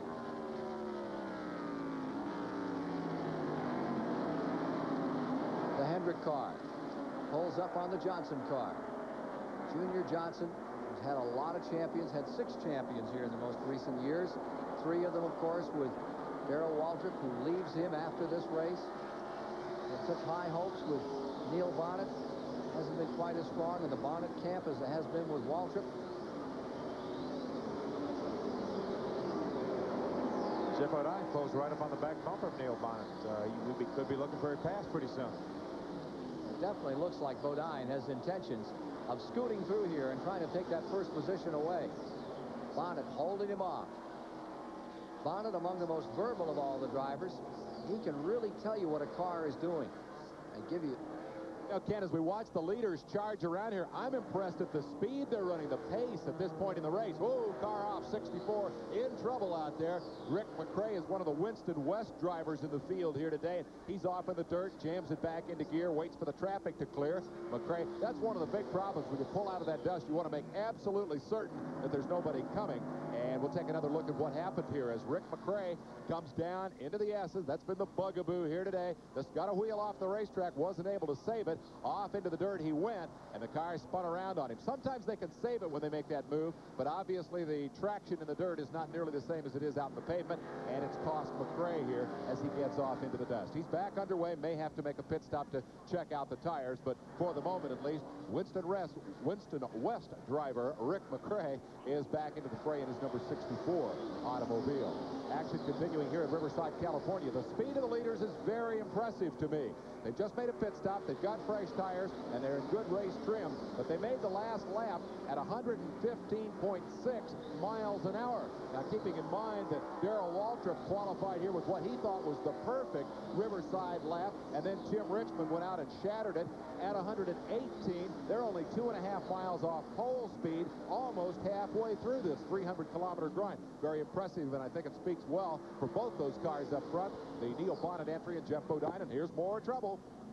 Well, there's a save, but it's going to create some problems for the man behind him. Back on track is Mark Martin in the 02 after he went tearing off across the terra firma here at Riverside, California.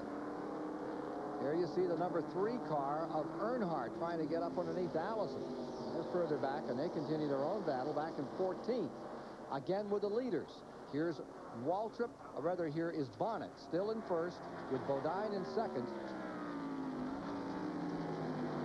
You can't believe what they're going to pull the trigger on that number 5 car and send him up through here. He stays, he waits, and of course that's the mark of a good driver. Not to get over anxious, but to wait it out and then make your move. Don't use your equipment up until it counts. And it appears as though we have 8 or 10 exactly equal cars. Nobody seems to be able to get an advantage on anybody else. We mentioned Waltrip. He is currently being shown in 13th position. We're past the halfway point, past 60 laps, and we'll give you a rundown and a resume on what we've had happen out here in the first 60 laps of competition shortly, as we continue to watch Neil Bonnet driving a very savvy race. Guy from Bessemer, Alabama, who rejoins Raymock Racing for 1987. Here's Neil Bonnet. He says he's getting comfortable out here at Riverside, California. I finally got to where I feel comfortable on the racetrack, and this is the first race at Riverside I've ever used this new transmission that lets you shift without using the clutch. And, you know, I'm one of the guys that it's hard for me to run road course. For this particular transmission in the car, I never have to touch. Once I take off pit road, I never touch that clutch pedal again. That allows me to race like I've always done. Brake my left foot, throttle with the right, and use both hands to drive the race car. I don't have to worry about shifting gears anymore with the clutch, so it's kind of turned me loose and lets me really get after the race car, and that's helped me more than anything. Here they are, side by side, and the new Jericho transmission isn't helping much here. Bodine has found just a little daylight, and he presses on the inside. As you watch it live here on the Superstation, Jeff Bodine goes back out in front. It is Bodine by 3 car lengths back to the line. You know, Ken, that transmission that Neil Bonnet was talking about is some kind of a piece. It, like he said, you absolutely do not have to use the clutch. I've been running a lot of IMSA races this year, and have used it all year and have not used the clutch yet. I think we've just seen what we expected, Ken, in Bodine moving up to take the lead. I'm not convinced that that's not the strongest car out here on the racetrack and has been all the way. But remember, there is a potential problem for Jeff Bodine. He took the lead away from Tim Richmond right at the start of the race. He was firmly in command. They were talking about a long pit stop strategy, a late pit stop strategy that would let them make only 3 stops. But the fuel pressure bugaboo bit him and made him go to the pits early. The yellows have gotten them back in sync. Bodine has been able to bring the car back to the front. It's a very strong race car when it's got fuel. The question, I think, is whether the fuel pressure problem will reoccur here if we run for a long time under green. If you get an occasional yellow, that could be the key to Jeff Bodine winning this race. Dave, let me make a correction. We're running into lap 59 right now. The moment we had them up to 62, it is lap 59 that they are working as we get toward the halfway point and watch the 1984 winner of this event, Jeff Bodine, now drawing away from Neil Bonnet in second place. Jeff's finishes out here at Riverside in this event have been remarkable. He came here in 1982. He finished 11th. In 83, he was not a performer. Then he came in 84 and won it. And he was 6th last time out. So Bodine is finding himself to be a pretty good racer here in Southern California. Neil Bonnet in second position with Bill Elliott third, Ricky Rudd in fourth. Ruttman in 5th. Benny Parsons 6th. Rusty Wallace 7th. Richard Petty is 8th. In the 9th position is Dave Marcus. Up to 10th has come Tim Richmond with Bobby Hill in 11th. We'll see you back in a moment. As we come to the halfway point, the trials and tribulations of Neil Bonnet continue. Car number 12 slowing down.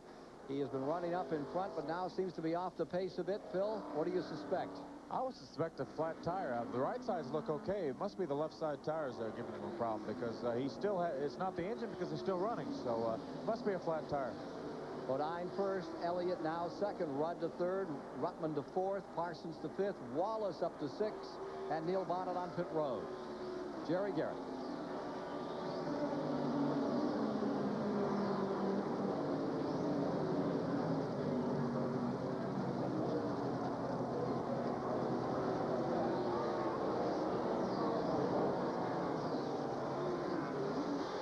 As we watch Neil Bonnet complete his run, he comes back on the track from the pits. Very good stop on Neil Bonnet. The Tim Brewer crew efficiently getting him back out. We had added about 14 seconds in a way as we watch Bodine now trying to hold off Elliott, Rudd, Ruttman here this afternoon in this contest to decide the entire Winston Cup Series for 1986. All comes down to one race, and the championship decided in the next to last race in favor of Dale Earnhardt. And thank goodness for him it was then. He's been beaten up out here pretty savagely. He's still running, however. Earnhardt still out here on the racetrack, back in 15th position. Behind him is Terry Labonte in 16th, and Al Unser is being shown in 17th. As we look a little further back in the standings, 60 laps complete, and the winner's circle place for Harry Gant, well, it's not to be his today. Unfortunate. Let's go to the STP Pit Center. I think it's high time we got some names in the hat here for who's going to be the champion spark plug racer of the race. My nomination thus far, not Jeff Bodine. He started with a fast car. He should be up front. Elliott, no surprise to see him there. Rudd won it last year. Ruttman is a contender. If he wins the race, I'm going to change my vote. But right now, I'm going to put Benny Parsons' name in the hat. Started this race 23rd, way back in the field. He had all the lead in the right place, thanks to his brother Phil. He has charged up into 5th spot. He's running right with the leaders. And this track owes him one. Remember when we came here in 1983, started to rain late in the race? Benny was leading it, got into the wet stuff, spun it around, lost the race. I think maybe Benny's got fire in his eye here this afternoon. Of course, Tim Richmond helped him that day, Dave, you'll recall. They had a real confrontation up here as the rain started. Ken, I'd like to thank Dave Despain, because, you know, Benny and I are going to Las Vegas tonight, and we can use the money for the Champion Spark Plug race of the race. There's the battle further back between cars number 11 and 22. That's 12th place. Waltrip is in 12th. Bobby Allison is in 13th. And he's trying to nip up in there and take it away. And directly in front of them, I think, is the 88 car of Baker. Now, Baker is 11th. I haven't talked too much about the old Crisco kid today. Here's Buddy Baker in that number 88, maintaining the 11th position. And there's the 28 car of Chad Little in trouble another time. This is the guy who's been running just 1 year on the Winston West circuit. He had a couple of other years of experience in other forms of automobile racing and brought himself to 2nd place in the Winston West standings, right up there behind Herschel McGriff. But it's not his day. McGriff looks like he's capped this season off. This is the last race for Winston West in a 14-race schedule with a championship, the first in his career. 58-year-old, you believe that? 42-year veteran Herschel McGriff wins his first major championship here today with a Winston West crown. Herschel McGriff started the 1950 Southern 500, Ken. That shows you how long he's been around. Were you there that day? No, I was several years later till I came around.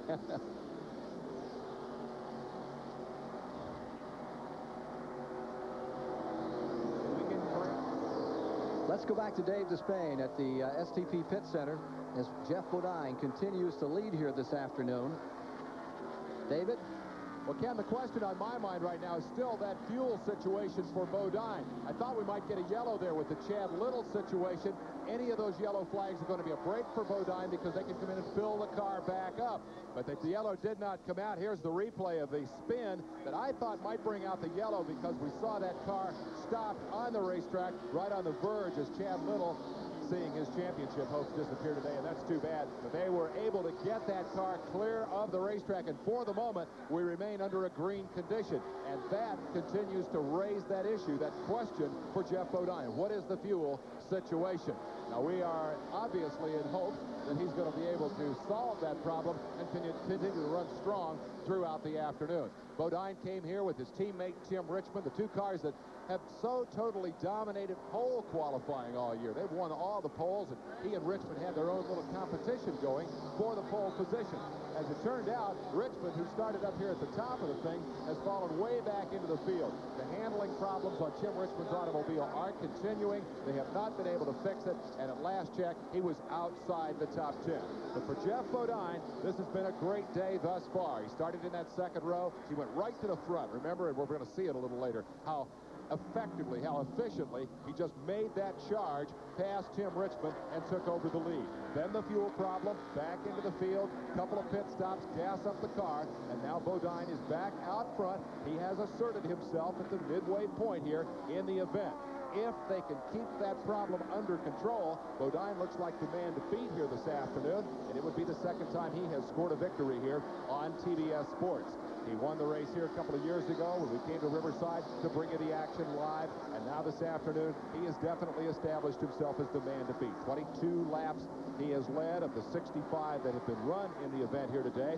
The season for Jeff Bodine started off very, very strong. You recall that emotional victory in the Daytona 500, the young guy who came down from the New England area. We call it New England, actually Chemung, New York.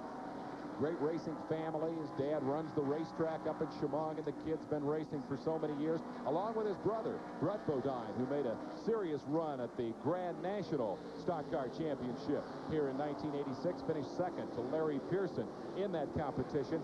Bodine went south, decided he wanted to run with the big boys. Took him a while to pay all those dues and move up through the ranks, but then the marriage with Rick Hendrick, and it's produced tremendous success. Here's the sixth-place battle. Whoa, see how squirrely they get out here? That's Ruben Garcia, who had that earlier problem, number 32. He spun off the racetrack at about that same point. He just about did it again. Here's your battle right here. Watch Richard Petty. Talk about a guy with motivation here this afternoon. He's won 200 races in his career, but he hadn't had one since that 200th. It's been over 2 years now since Richard's been to victory lane. We talked about that $180,000 winner circle program, the money that goes to the car owner, and in this case the car owner is Richard Petty. If you win a race the following season, you get $180,000 in appearance money. Richard has not won one yet this year. Now, Petty, of course, is the grandfather in terms of stock car drivers on this racetrack. Might want to check that. Maybe Herschel McGriff would rival him. Now, indeed, Richard has started more races here than any other driver. 23 of these Winston Cup stock car battles under his belt on this racetrack. He only missed one. That was back in 1965, and it wasn't his choice. Chrysler Corporation boycotted NASCAR stock car racing in that season, and so Richard didn't come and run this race, but that's the only break in his series of consecutive starts here. That is Joe Ruttman. Now, Ruttman had been up there in fourth spot. He has made a green flag pit stop, and not long after that last yellow, that's going to hurt Ruttman and drop him back into the field. Guy who came from the West Coast, from Redlands, Uplands, California, and has cut his teeth not only at Riverside, but on all the West Coast racetracks. Has done. Here's Bonnet in again. Now, remember, he made that stop, what's it been, 4 or 5 laps ago, and had to change those left side tires. We might recall that moment for you. Bonnet, of course, was running second at the time and had just been passed by Bodine. He slowed suddenly, came in, and made what looked like a routine pit stop. They did it in 14 seconds. He is in danger of going a lap down here because Jeff Bodine, as you see, is storming off turn 9 as the race leader. Just a handful of laps ago, he was battling with Neil Bonnet for the lead in this race. Bonnet has made 2 unscheduled pit stops, and as a result is almost a lap down here. And at Riverside, that means 2.67 miles behind. It's an awful lot of turf to make up on a difficult twisting circuit. So it's Bodine with the advantage for the moment, and it looks like he is not only leading the race but dominating the event at this point. We're going to be back to see if he can make it continue to happen when the Western 500 continues. And there is a change of leadership. Car number 5 came very slowly to turn number 9. Jeff Bodine is going into the pits. Bill Elliott is appropriating first place. Ricky Rudd is in second. Benny Parsons has come to third.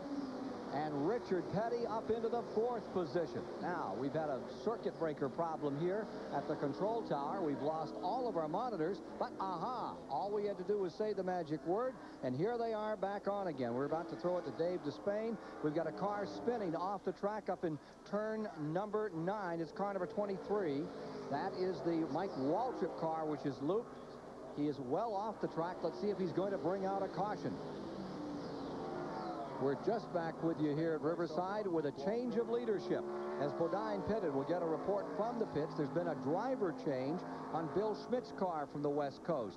His number 73 came in. We believe that Derek Cope took over in that car. We're waiting for confirmation on that now.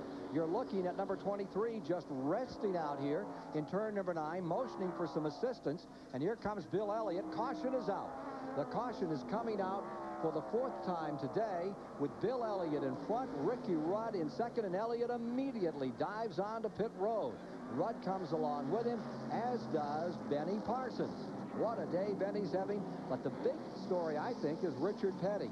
He got nailed early in turn number 9, spun around, collected, I believe, the wall, got the car pretty well torn up, and Richard is still very much a factor in the race, currently in 4th place. How about that for the old-timers, Phil? I'll tell you, Richard is, he says he doesn't like road racing and is not a very good road racer, but he's showing today that he, in fact, is. Well, there you see the activity taking place on pit road. There'll be 4 tires for everybody, and this is a good break for a lot of people. And it really helps Jeff Bodine, who made that pit stop. It'll get him right back up in position to go for the win. And there you see the Earnhardt car in. It took a beating on the left door. He got nailed out here in one of these skirmishes where there was absolutely no visibility. Al Unser is just pitting his car. Bobby Allison, there's Petty's car, number 43 rolling back out. Here comes Rusty Wallace, and what a dandy day Rusty's having. Arrington coming back out. Ken, this battle we're watching right here has been going on the racetrack all day. Now it's in the pits. Earnhardt and Allison have been battling for about 14th or 15th spot ever since Earnhardt had that early crash.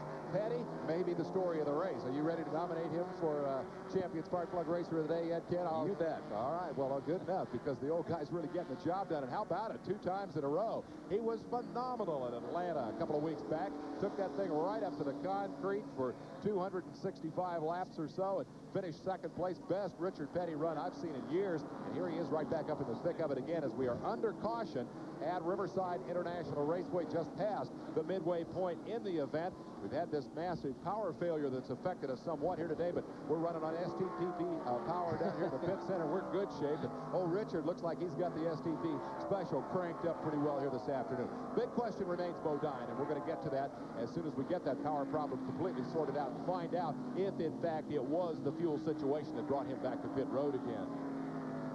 Here is Petty. You see the nose all beat up. He hit the turn 9 wall pretty hard, although they did not have to make any extensive repairs on the car in the front end. Wasn't pushed in against the tire or anything like that, so they just changed the tires, fueled him up, sent him back out there, and Richard has demonstrated that he definitely knows what to do once he gets back on the racetrack. We are under caution. He is currently 3rd. And Benny Parsons has now been shown as moving up into the 2nd position on the track, ahead of Petty, but behind Bill Elliott.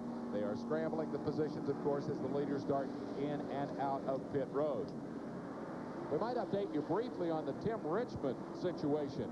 He had fallen way back up deep into the field with the handling problem that was originally diagnosed as a traction bar in the back of the car, and later as possible shock absorber difficulties. They've worked on it extensively on all of these yellow flags, and he is now starting to climb the ladder. In fact, under yellow for the moment. The 25 car of Tim Richmond is in 5th spot. We'll see if he can manage to stay on the racetrack until we go back to green. If so, and if the car is indeed healthy, Richmond may be back in the thick of it. And look at that. We're right back to the battle that we started with, Bodine and Tim Richmond. I think at this point it would be wise for us to take care of those of you who might have just joined us on TBS Sports. Let's go back and recap what happened in the first half of this event. Here's Ken Squad.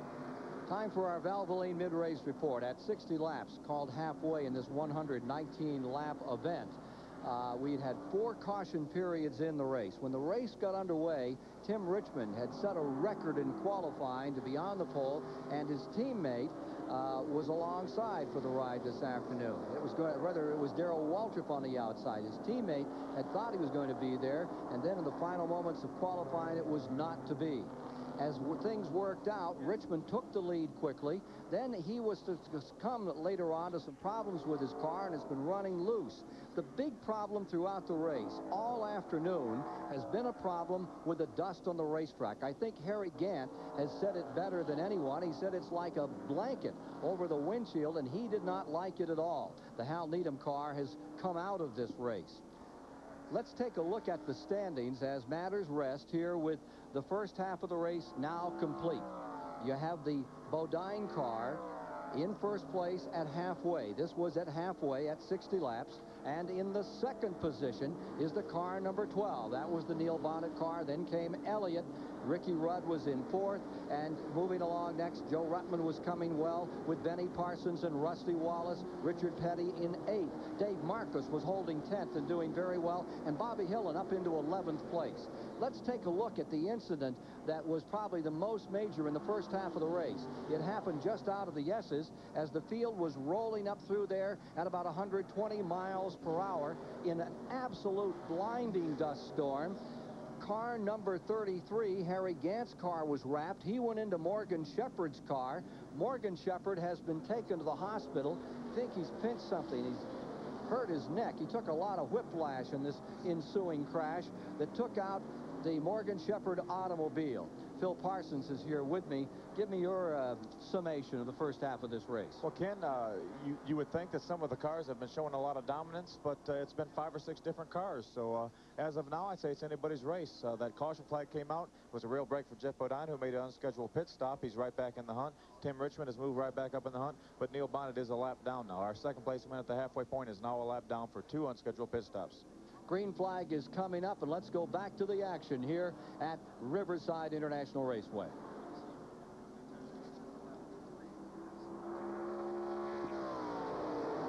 Field is away.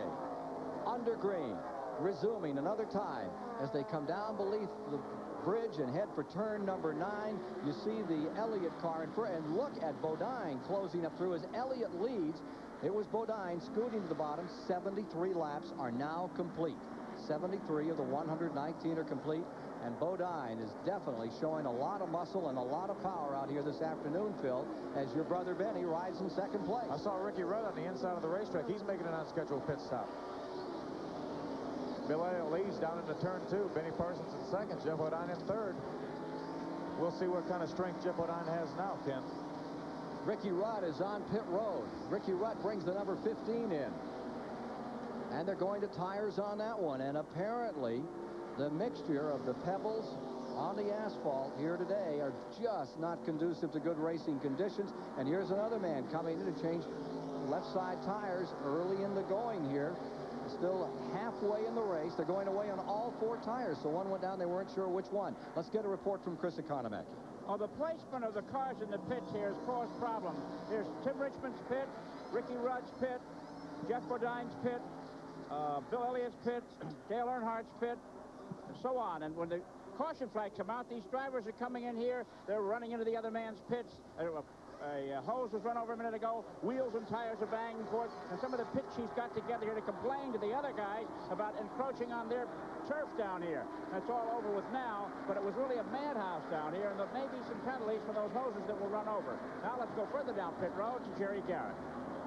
Well, Chris, the reason for the demise on Neil Bonnet that we couldn't talk about earlier because of our power failure is because he got the transmission stuck in 3rd gear.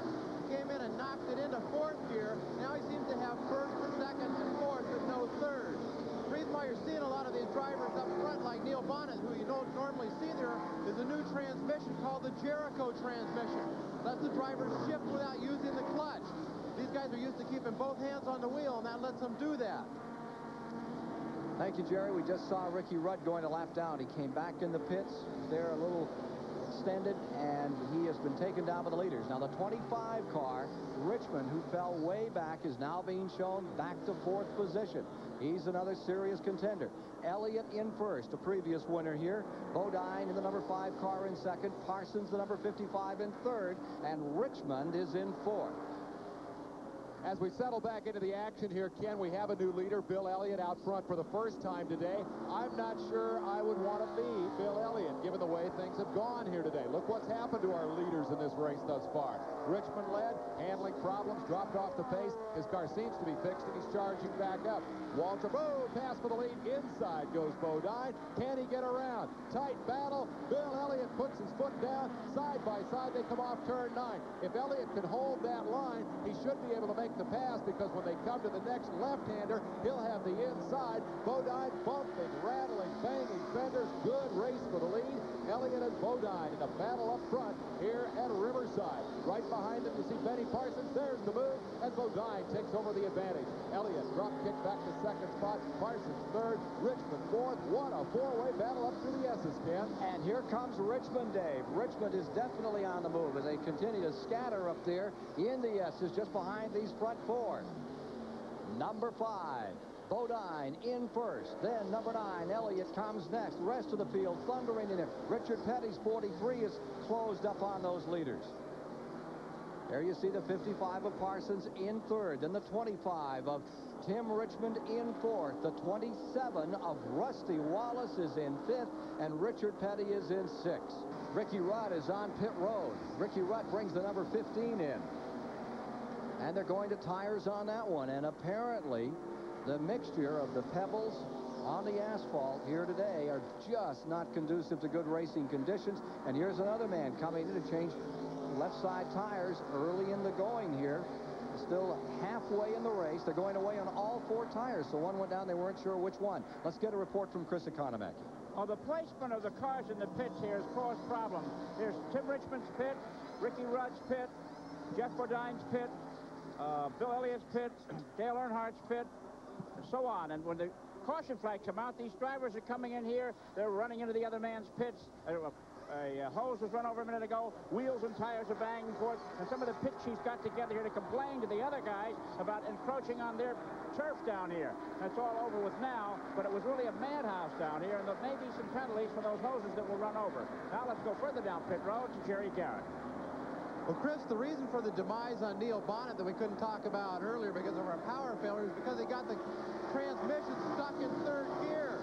Came in and knocked it into fourth gear. Now he seems to have first, second, and fourth, and no third.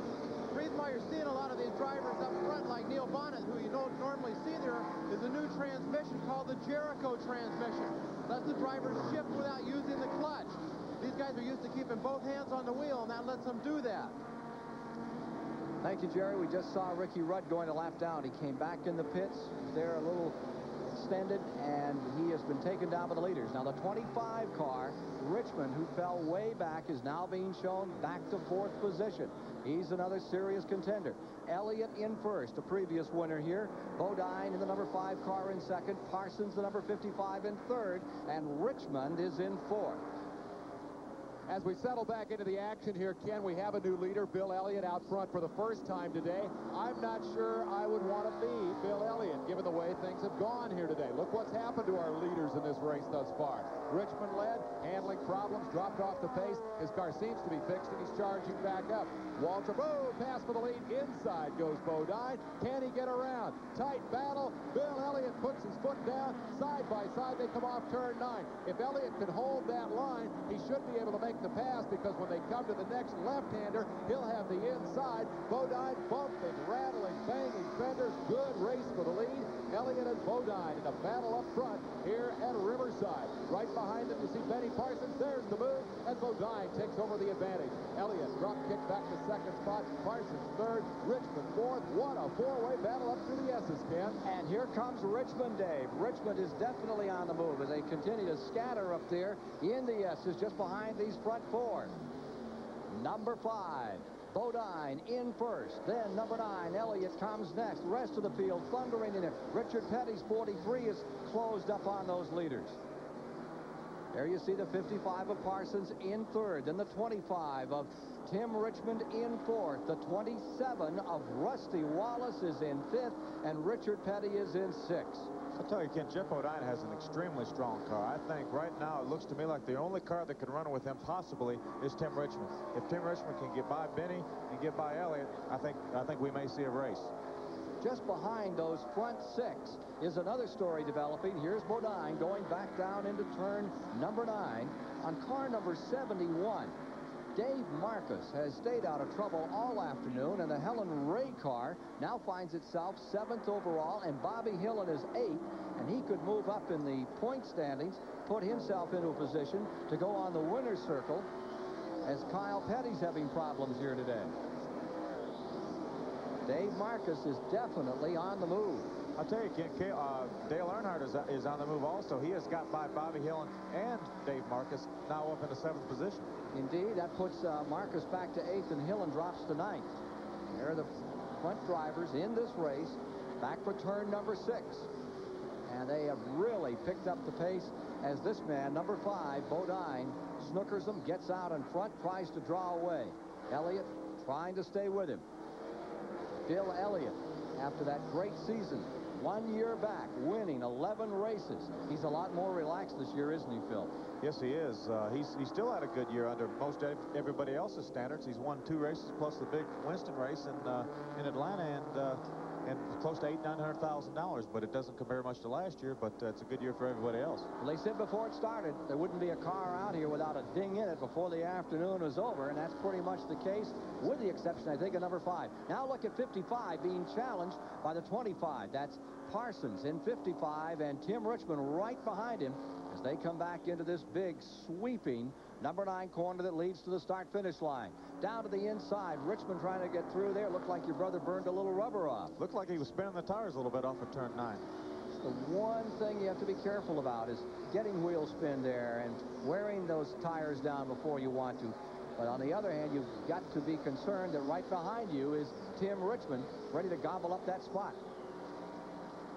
Benny has driven an excellent race today. He needed a little bit of strategy because he started so far back, but he moved up very quickly, and he really didn't have to use the strategy that they had thought about.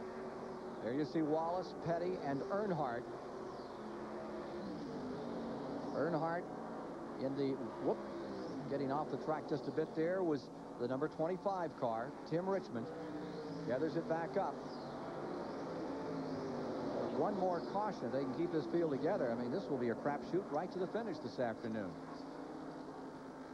There's the front 4. Bodine cannot draw away from Bill Elliott. He sits right on him, perched on the rear deck. With number 55, there is Parsons 3rd, followed by Tim Richmond in 4th. And for the moment, there's a little bit of breathing room developing here on Jeff Bodine's car. He's opened up about a 10-15th car length lead over Bill Elliott. Bill Elliott's got about 4 car lengths back to Benny. Tim Richmond is right on Benny's bumper. They were concerned about tires coming into this race. Usually that's a concern you hear a great deal about, but there was a little more talk prior to this event, Phil. Yes, there was. The fact that there's a lot of dirt on the edge of the track, that if one car gets off the racetrack, then that creates a problem for a whole lot of other cars, as you saw when Jeff Bodine got off the racetrack. Benny Parsons said, your brother, that he expected frequent tire changes in this race. Keeping good tires on the car is going to be a problem because, these cars are heavy and they spin so much coming off the corners that you're going to wear out the rear tires. I think they're going to wear badly, so we have to keep good tires on the car if we're going to have a chance. And you saw him spinning those tires in turn 9 just on the last lap. The front 4 pretty much together here. Bodine showing a little bit of that power that Randy Dorton has developed. They've got a great engine program with the Hendrick Racing stable, but Elliott is still very much a contender. We got a car spinning and coming to a halt. That's the number 48 machine dropping off the racetrack here of Ron Esau of Lakeside, California. And again, that terrible cloud comes around him and then floats out across the racetrack. Here's a replay of what happened to Ron Esau. Esau just got off the track going through turn 2 and slid off in the dirt. There's a pretty good runoff area there, so you're not really in danger of hitting the wall. No sign of a caution as yet. Let's go to Chris Economac. Well, last year's winner, Ricky Rudd, just spent a long time in the pits, and what they did was they take this broken left front brake caliper off. You can see here where the caliper broke, and they've set him back on the track now with 3-wheel brakes. He has no brake on the left front wheel. Perhaps Bill Parsons can tell us what kind of unwieldy car he's got on the racetrack. Well, Chris, he's got a big problem there. Brakes are probably the most critical thing here. Brakes and transmissions at Riverside. Ricky, with only 3-wheel brakes, he's really basically just going to have to ride it out. We'll be back with more of the live action of the final race of 1986, the Winston Western 500 from California, after these messages. Great battle for 6th place going on at the present time here at Riverside. Richard Petty in a real dogfight. Richard Petty going with Dale Earnhardt and Rusty Wallace out here, and for the moment Earnhardt is getting around Richard Petty, taking that 6th position. Those three have been running nose to tail. Wallace pulls away a little, and Earnhardt up to 6th. Petty goes back to 7th spot. That just happened as we came back on the air. We have now a total in laps complete of 81. 81 of 119 complete, and look at this battle as Earnhardt turns the wick up and comes after Rusty Wallace in the 27 car. Earnhardt drove in beside Richard Petty going into turn 9 the last lap, and he has the same ideas about doing that to Rusty Wallace. Here they are back for turn 8. Wallace, the Missouri driver, trying to fend off the United States champion. I noticed that Furman Vischer referred to him in the Atlanta paper today as the world champion. When it comes to stock car racing, that's absolutely correct. NASCAR racing is the epitome of stock car racing, and he is the champion. Ed Hinton calls this car number 3 the L.A. Raiders of stock car racing. All you have to do is take a look at Chocolate Myers down there on the pit crew, and you can see why. See number 23, Mike Waltrip, coming off the track as these 3 cars, the 27 car in 5th, the number 3 car of Earnhardt 6th, and Richard Petty continue their own battle further back from the leaders. Up in front, Bodine still is the man to watch. Here are those 3 cars, and here comes Earnhardt making another charge going to turn number 1. Let's see if he's going to get Wallace here. Indeed he is. There's the pass that will put Earnhardt into 5th, drop Wallace to 6th. Richard Petty stays 7th. Earnhardt had position on him going in that corner. We are watching precisely the reason that Dale Earnhardt is the Winston Cup champion, Ken. Not because he's racing for 5th out there, but because he got that car all beat up in a wreck that he didn't have anything to do with earlier in the event. He just got bashed. They went into the pits. They worked on the car. They made unscheduled pit stops. They fell all the way out of the top 20. They came to Riverside with a championship all wrapped up. They've won the big money. Their motivation was just to come out here and have a good time. So what do? They scramble. They work. They never quit. They get the car back in shape. Earnhardt goes back out there, charges back through the field, gets around Richard Petty and Rusty Wallace right there, moves into 5th, goes after the leaders. That team never quits, and that's why they're the champions. Got a smoker out here in car number 98 that looks like it may not last today. Jim Bound out of Salem, Oregon. The car sponsored by a car wash. He's born a car wash right now, number 98. Jim Bound, brother of Chuck Bound, in trouble, slowing down after making a good run here. He would like to make a concerted effort in 1987 into Winston Cup racing. Today, it's not going to be a finish for Jim Bound. Youngster, 26 years old, slowing down here, bringing the car in. He'll come in the back door. If you come in through there, they usually go right to the garage. If you use the shortcut and come back on pit road, they penalize you 30 seconds. Right. We better change for 3rd position. Tim Richmond got by Benny for 3rd, so he's right on Bill Elliott's back bumper. And Bill Elliott has closed up on Jeff Bodine. So Bodine is 1st. There's Elliott 2nd, and here comes Richmond. Back with the front 4. Bodine could not pull away like I thought he could. He opened up a little bit of a lead when he got the lead, but Elliott has run him back down. The circumstances may be tires there. That's right. Alan Kowicki getting overrun by this quartet that continues to lead in the last race of the season. Live here on the Superstation. Now notice the horsepower going to work on Bodine's car, just whipping out in front. 84 laps complete. Let's get ready to check in with the pit reporters. Jerry Garrett, what's happening in your end? Well, we checked down here with Junior Johnson to see what the reason was that Darrell Waltrip wasn't moving up. He had some handling problems earlier, but they say the car is handling now. The problem is that he's behind Buddy Baker, Terry Labonte, and Bobby Allison. Can't get by him. Let's go down to Chris Economaki for more. Well, I'm in Jeff Bodine's pit, and that fuel pressure problem that he had still prevails. But the yellow flags have been saving the team. Even though the tank is holding up gas for about 30-some laps, the car will only pick up fuel for about 23 or 24 laps. And what has happened is these yellow flags have come out before 25 laps have come by, and they've stopped and filled up again. They're hoping for one more yellow now at the halfway point in the distance that remains. So he's very much in contention, but if he's got to go over 25 laps on a tank full, then he's in trouble. Rusty Wallace has just spun, and I think Richard Petty has crashed with him, Chris. Rusty Wallace's car looping around has come to the inside of the track as we're getting that report on the Bodine car, and that may be the... Do you think this will bring out a... Let's see, we're watching as the 27 car gets fired. He's come back, and we're looking to see if the other car involved is also going to get going. There's too much... There's Richard Petty. He's back underway. So that caution will not come here, Chris, that Bodine needs. The time that Bodine won, if you recall, he won in the darkness. He only led the last 4 laps. Well, he's had an opportunity to lead a lot of this race. Question is, will he be around at the finish? Meanwhile, take a look at this. Richmond down on the inside, sideways, still sideways, as he fights with Bill Elliott, and Elliott is able to maintain the position. And here comes Benny Parsons back up on Tim Richmond. Richmond's taken some more abuse, some more damage. As you see the flanks of his car, you can hardly read the number now. Richmond falling back to third after he made a banzai attack on Elliott. And let's take a look at a replay of the earlier incident here when Wallace, this is the replay up in turn number 9. The 25 car got loose. Tim Richmond, he just got in the throttle trying to drive by Bill Elliott, and then the tires would not hold it. He got sideways.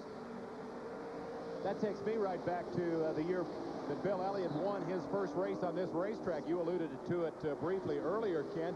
Tim Richmond and Darrell Waltrip came into that corner side by side, exactly the same situation, battling for the lead. And you know what happened?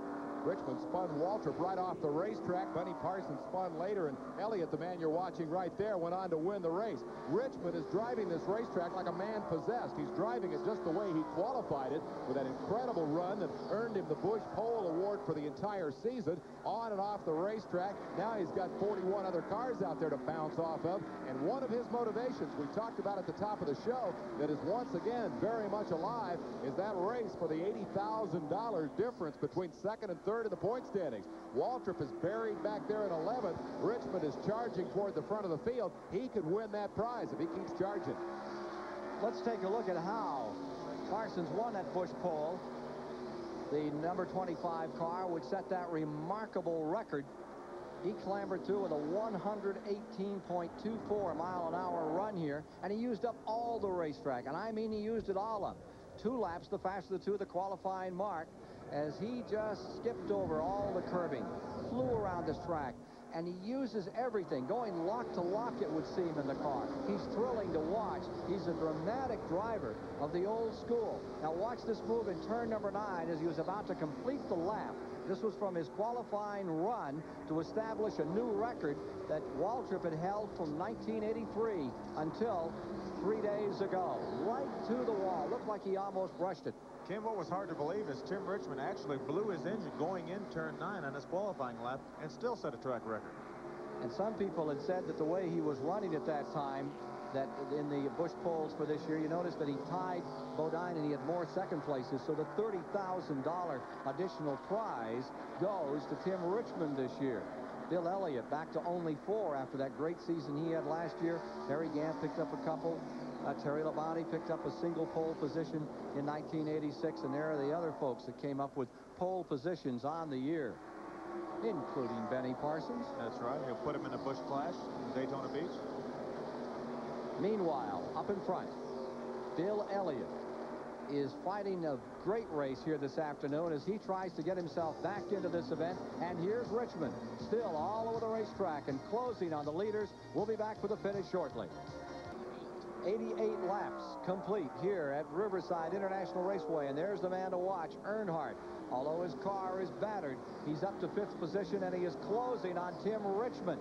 There it is, the Earnhardt car closing up on the number 25 of Tim Richmond, and they'll be fighting for 4th position. What a run this Earnhardt has made today. The driver's side of the car shattered and battered, but he is still running this car as if there wasn't a thing wrong with it, and apparently there isn't. Everything underneath is all right, although what happened earlier would lead you to believe that that car couldn't be that strong. Interesting point about this car that has been made. They work on their own machinery. They build everything from the ground up. And they've got some stuff in this car that may not be in other race cars that we're seeing here this afternoon. That's right, Ken. Just about everybody else goes and buys cars from either Banjo Matthews and Dick Hutcherson. If Mike Laughlin, Darrell Waltrip is slowing in turn 9. Waltrip is coming down. Darrell Waltrip's machine in the 9th corner is being overtaken by Richard Petty, and he's coming onto pit road. Something amiss on Waltrip. Slowing down. Bodine is in 1st. Elliott is in 2nd. Parsons is in 3rd. Richmond in 4th. Earnhardt is 5th. Here's Jerry Garrett. We're down here in Waltrip's pits right now, Ken, and there must be a lot of debris out there on the track because Waltrip came in with that right front tire just shredded. His brother Mike just came in, looked like a grenade had gone off inside the car. There's all kinds of debris run over and it shot out from under it. Buddy Baker had a similar problem. 15 4/10 of a second, and Waltrip is back underway in car number 11. Here's Bob Barsha with an update for us at the Motor Week GM Goodwrench report. Bob Barsha, let's find out what's happening in the rest of the world of motorsports. Well, thank you, Ken. Moments ago on the streets of St. Petersburg, Florida, Didier Taze of Belgium won the Super V race. Series leader Mike Roth, the leader going in, finished 4th in that race. It wasn't enough to stop Taze, and Didier Taze is the 1986 Super V champion. It's all a part of the big Sports Car Club of America weekend in St. Pete. Brian Till won the Skip Barber Pro Saab Series finale, but that wasn't enough to overtake series leader Willie Lewis of Portland, Maine. Lewis finished 6th. That was enough to cement his Pro Saab championship. Now let's go to two wheels. Last night at Ascot Park in Gardena, California, just up the road from Riverside, the United States Long Track Speedway Motorcycle Championship was decided in dramatic fashion. 1983 Long Track World Champion Sean Moran is known as the Miracle Worker for his many comeback wins. Moran still cast that magic spell. On the last lap at Ascot, defending champ Lance King passed Moran but blew up. As King pulled up, Sam Ermolenko swept past to grab 2nd, while up front, Miracle Man Sean Moran cruised to his first American Long Track Championship.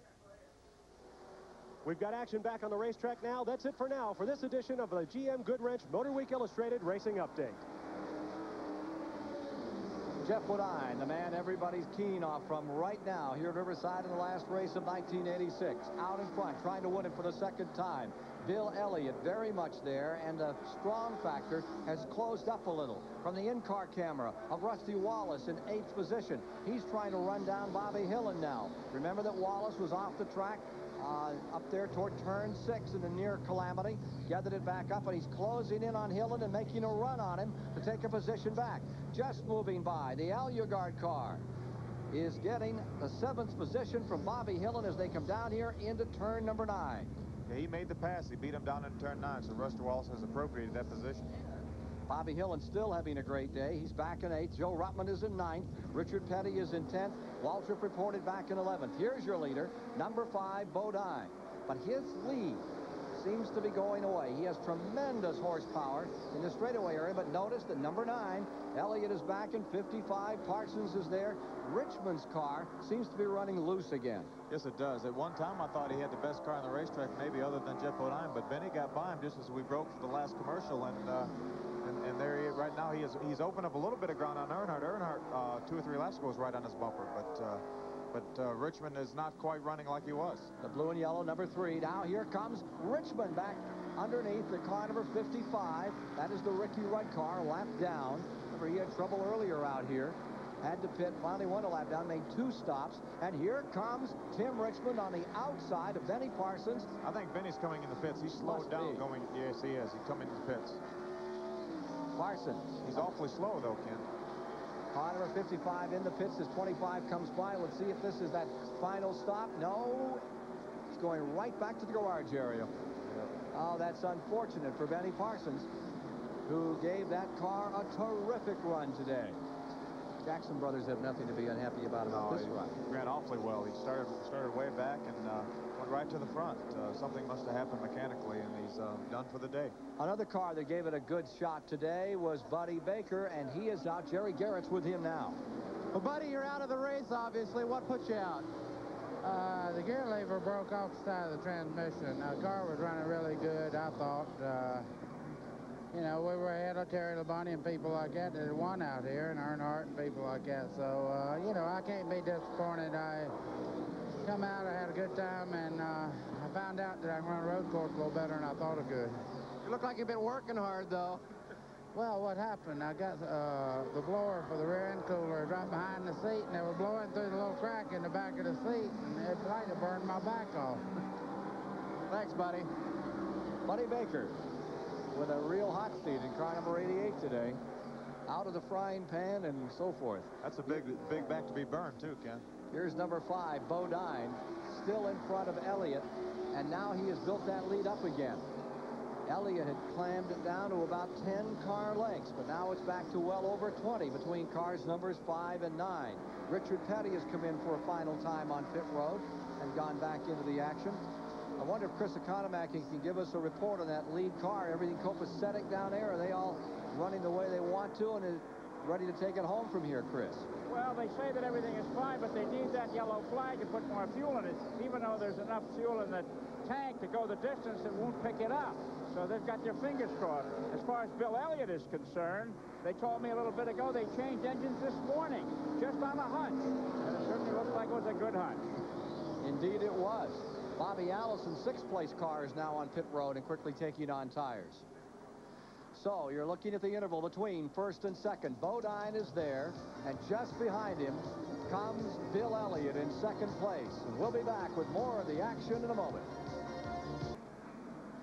Live coverage at Riverside International Raceway in California of this action-packed race now has us back under caution. 5th time today.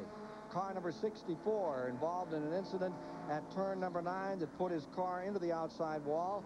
It came back around. It's there now. It spun all the way around, ended up the way it started, and they have a wrecker out there now to remove it from the turn 9 area. It came at the appropriate moment for everybody in the field to make that pit stop they needed to get back in this race and run to the finish. 119 laps is the distance, and right now they're completing number 95. Let's go to Jerry Garrett. Well, we're down here with Benny Parsons, and from 2nd place to the garage area, that's pretty quick. What a disappointment, Jerry. The car was super. It really was. The guys did a good job. Something happened to the transmission. We had a little bit of trouble with it the other day. We worked on it. We thought we had it fixed. Obviously, we didn't. You look plumb tired out. Did the tool suit not work or what? Oh, yeah, it worked fine. I feel fine. I'm just a little disgusted right now. This is just a continuation of things that's been happening all year. We run well, we get up in the top 5, and all of a sudden, we see the checker flag in the air, and we're in the garage area. It's disappointing. We better check with your brother up in the booth now. He may need to be relief drove up there. He can handle it. I can't come up there, Phil. Go ahead, baby. You're doing good. How does he know I'm doing good, Ken? He wasn't listening, was he? He probably was. Now let's take a look at who's out of this race. Here's the attrition thus far in the event as they bring in the McRae car, the number 64. Derek Cope was one of the first cars out of the race. Johnny Krebs is out. Rick Wilson in that crash. Morgan Shepherd, Harry Gant. Didn't much like this track at all today. A total of 13 cars, including the Parsons car just out by our count, have fallen by the wayside. There haven't been that many engine problems. Seems to be a lot more problems with the shifter on the cars. We've had a couple of cars badly beaten up. We've had one driver, Morgan Shepherd, taken to the hospital just for a checkup after he had a hard crash with a Harry Gant machine. We'll be back with the finish of this Winston Western 500 from Riverside, California, after these words. The field has just taken green, coming around to complete the 97th lap this time. Terry Labonte in the 44, Richard Petty in the 43 are on the tail end of the lead lap, and they're about to be overtaken and put a lap down by car number 5, Bodine in 1st place, Elliott 2nd, Richmond 3rd, Earnhardt 4th, Wallace 5th, Rutman 6th, Allison 7th, Bobby Hillen in 8th, all in that lead lap, Darrell Waltrip in 9th. Tim Richmond just drove by out of Bill Elliott in 2nd place, so Richmond is now in 2nd place. Dale Earnhardt just passed Bill Elliott. I believe Dale Earnhardt's up to 3rd place. And there may be something to miss on the Elliott car. There's that 44 and the 43 staying just barely in the lead lap. Richard Petty being shown in 11th position on the tail end of the lead lap. Here's Bodine trying to put Petty a lap down. Here comes Richmond in the 25, Earnhardt in the 3, and there's Elliott back to 4th. The 4 leaders into the back straightaway. Line up behind Petty. Here comes Bodine, bringing with him his teammate. Tim Richmond pulled off to help Jeff Bodine propel him by Richard Petty, so they should be shed of him and be going after Terry Labonte to put him a lap down. And Richmond came all the way out to take a look at first place. I think Tim Richmond can smell that lead. He can smell the wind, so he's going to go for it. It looks almost like the circumstance when your brother looked like he might be coming home up in front, and Tim Richmond was a factor in that race. I wonder if these two will get together at the end. Well, they're teammates, but I don't think they realize they were on the racetrack. Not yet. right now, they're not. Here comes Richmond. Richmond takes a look. Here we come to turn 6. Off the curb comes number 3, Earnhardt. Back they come with now Earnhardt, a bigger factor than ever. Dale Earnhardt has drove a tenacious race today. He's beat and banged the car, but he's right up in there, right on Tim Richmond's bumper. Yeah, he took a hit earlier that had him down on the canvas. He's come right back into it. Here he is closing in those 2 leaders. Chris Economaki. Well, you're down here in Jeff Bodine's pit, and that yellow flag came out at just the opportune moment for him. And when they jacked the car up, they changed the outside tires first and leaned the car to the right, and the gas tank filled up. Then they brought the jack around and jacked up the right side of the car, so the car leaned to the left, and they put another gallon or so of gas in it, and they're all standing here with their fingers crossed saying it's going to be very close that car makes the checkered flag lap. Back to you. That's the one to watch as the laps continue to trickle away here. Now there are 99 laps complete. 99 laps complete, Chris. As we get down to the end of it, 119 laps the distance. Terry Labonte about to go a lap down to Jeff Bodine in the 5. No, Labonte is able to hold on for the moment. Not the story as they get into turn number 1. Bodine just won't quit.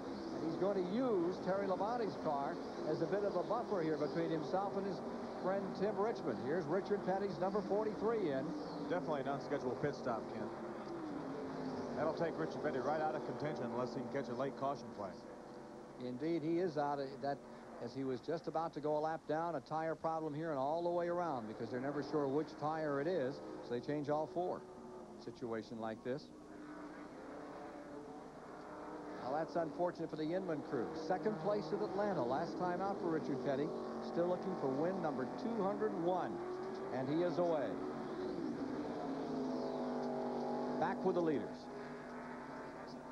And they have now, all 3 leaders, pulled around Terry Labonte in his last ride in the Billy Hagan number 44.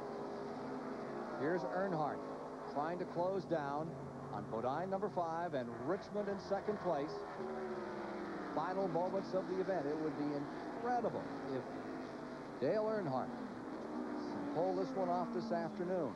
But he's done some amazing things like lapping the field in Atlanta. I always talk about this as the most competitive racing, and he just made it look like a short track where he had something on the rest of the field at Atlanta 2 weeks ago. He made a shambles of the competition in Atlanta, and it looks like today he's got an excellent chance to win the race.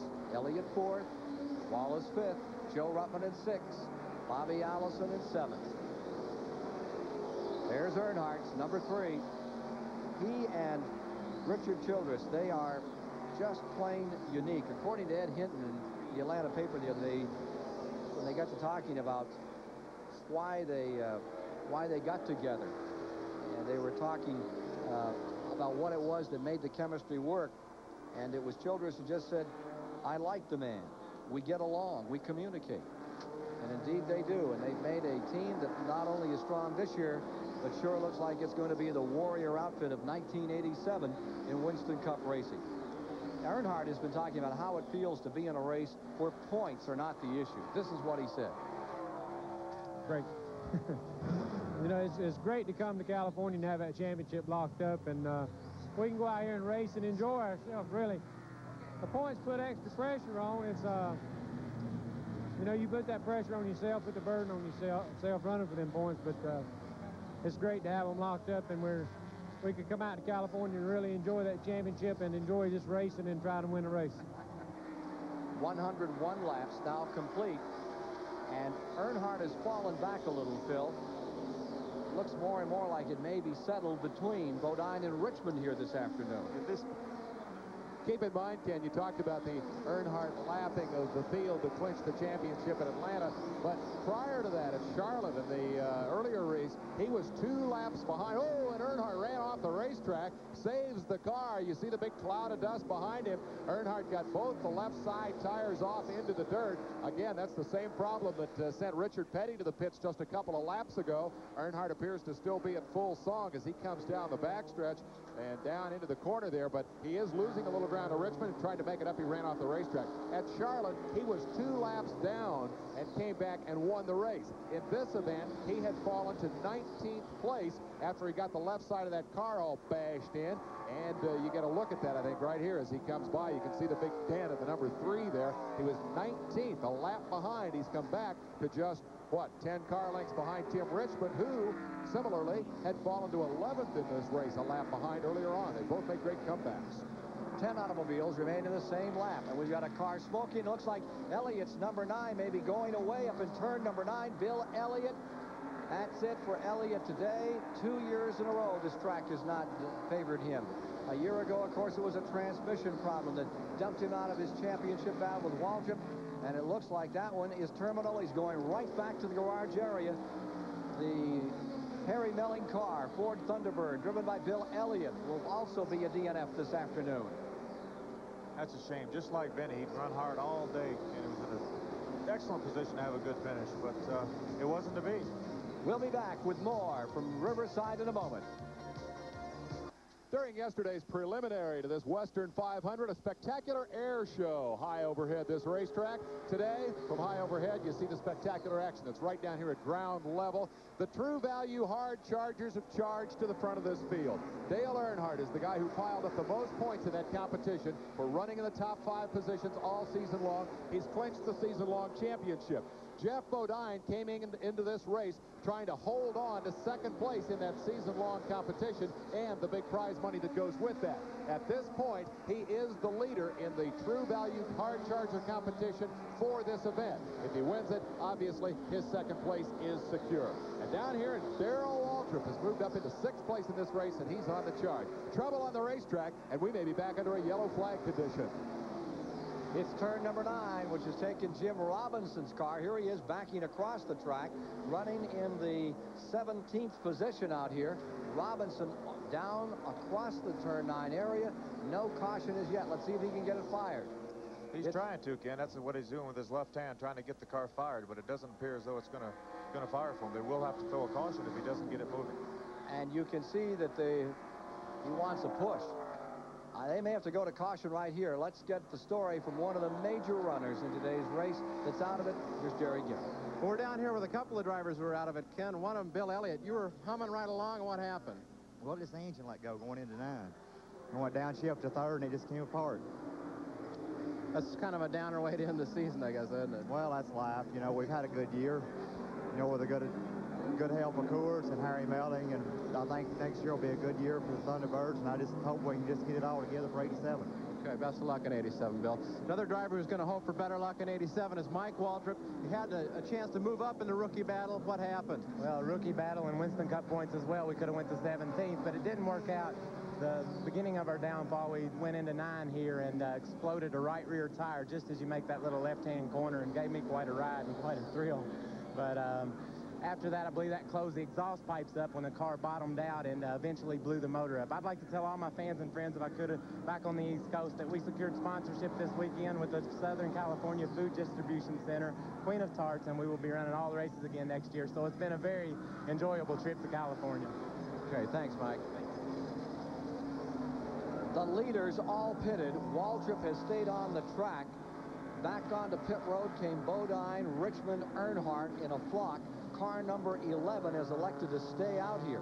Now, just before this caution period, Phil, Waltrip was just 1 point ahead of Richmond, holding on to 2nd place in the point standings. And let's not forget, that's a major battle for another 100 grand here today. Well, it sure is. I think Darrell Waltrip still will come back in the pits. I'm not sure why he didn't pit then. But if he does come into pits, then that will be a big disadvantage for him. We'll get that story in just a moment and be back to green conditions to finish it up for 1986 after these words. One lap to race. 106 laps complete, 117 remaining. The situation is this. There was a real race on pit road. It was won by Tim Richmond. He will start directly in front of Dale Earnhardt and Jeff Bodine. Darrell Waltrip, however, did not come in. He stays out on the track and is the overall leader of the race. Richmond has taken on some rubber. He may be in a position to win it. Let's get more on this story from Chris Economaki. Well, the pit stops by Jeff Bodine and Tim Richmond were routine, except Bodine's crew had trouble getting the right side tires off, and he stayed in the pits longer than Tim Richmond, and as a consequence, Richmond got ahead of him on the pit stop exchange. However, both cars are in great shape and have enough fuel to go the distance. The question now is, what about Darrell Waltrip? Let's go down pit road now to Jerry Garrett. Well, Chris, we asked Junior Johnson that very question. What's his pit strategy? Why didn't he come in? He said it's simple. You pit, you go to the end of the line. So that's the gamble. He is staying right up there. Now, again, there's two cars in front. Mark Martin's number 02. Martin was the other car involved with number 64 in that altercation up in turn number 9. So his car has been blunted, his Ford in the front, and Terry Labonte's number 44. All right, we're getting set on the start. Ready for green flag to fall. Here comes the pace car out, and here they come, 4 wide. Down they come charging. The question, I think, for Darrell Waltrip as he tries to hang on to this lead is not so much fuel, but tires. The guys on both sides of him have fresh rubber, and Waltrip has elected to stay out on the old skins, and right there, he has fallen all the way back to third spot in the flicker of an eyelash. Richmond storms into the lead. Earnhardt goes to second. Here comes Bodine up the inside, and the front four are scrambled. And it's not over as Earnhardt leans on the inside. Here comes Bodine into it. Out of turn number 9, down to the line, side by side on the outside. Number 25, Richmond. On the inside, it is Earnhardt. Back they go to turn number 1. Let's see who's going to give here. Somebody will have to. Still side by side. Richmond takes first. He moved over to block Dale Earnhardt that time, so Dale wants to get by and get by quick. I think the fact by Darrell Waltrip not pitting, he is getting... Whoa!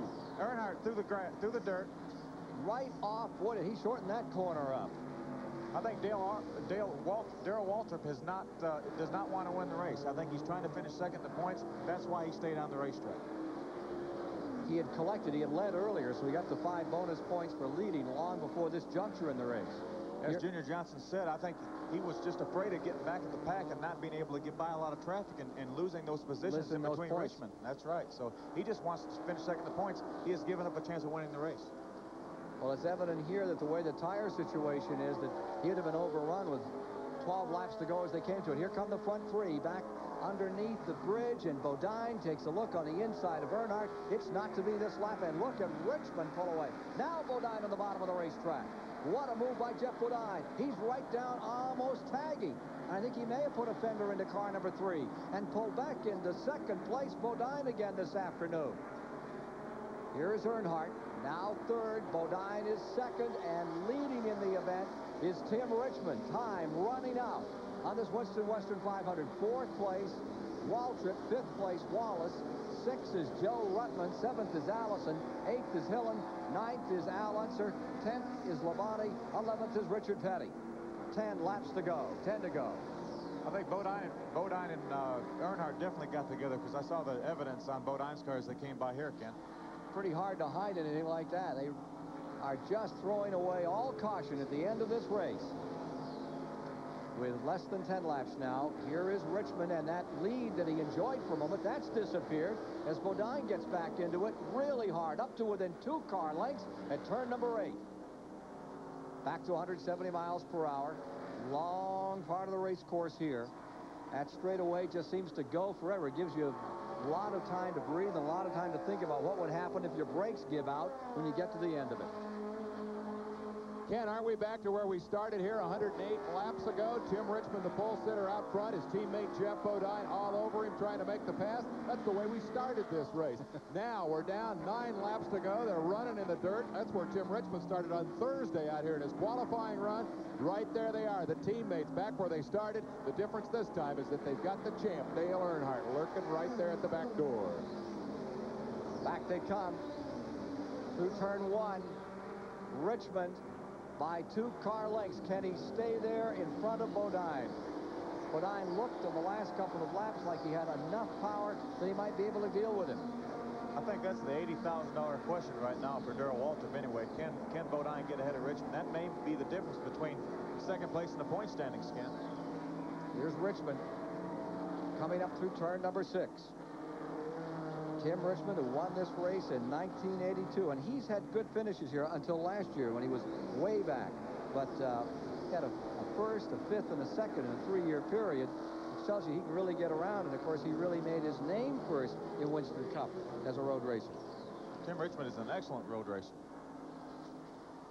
He won the race at Watkins Glen earlier this year, the only other road course on the schedule. I had a chance to ask him the other day what the worst part of this course was for him, and this is what he told us. Well, really, the most uncomfortable part of it is coming through the dogleg here, coming to turn 9. As you know, most of our racetracks we run the other way, and here we're just going the opposite, and we're the closest item to the fence, going in there at probably 70, 180 mile an hour, and it gives you a little touchy feeling. You think twice about going in there. So turn 9, where I have the most concern for. Tim Richmond seeking his 7th win of the season. Still staying that 2 car length advantage over Jeff Bodine. Big day for the Hendrick Racing Stable. Up into turn number 6. Laps trickling away. On the counter, 111 of 119 complete. I think Earnhardt can get back into this one. Wow, is he wild up there at turn 6. Number 50, Al Unser, is off the track as he exited from the bridge area, almost directly across from us at the start-finish line. The number 50 car, the Dingman car, comes to rest.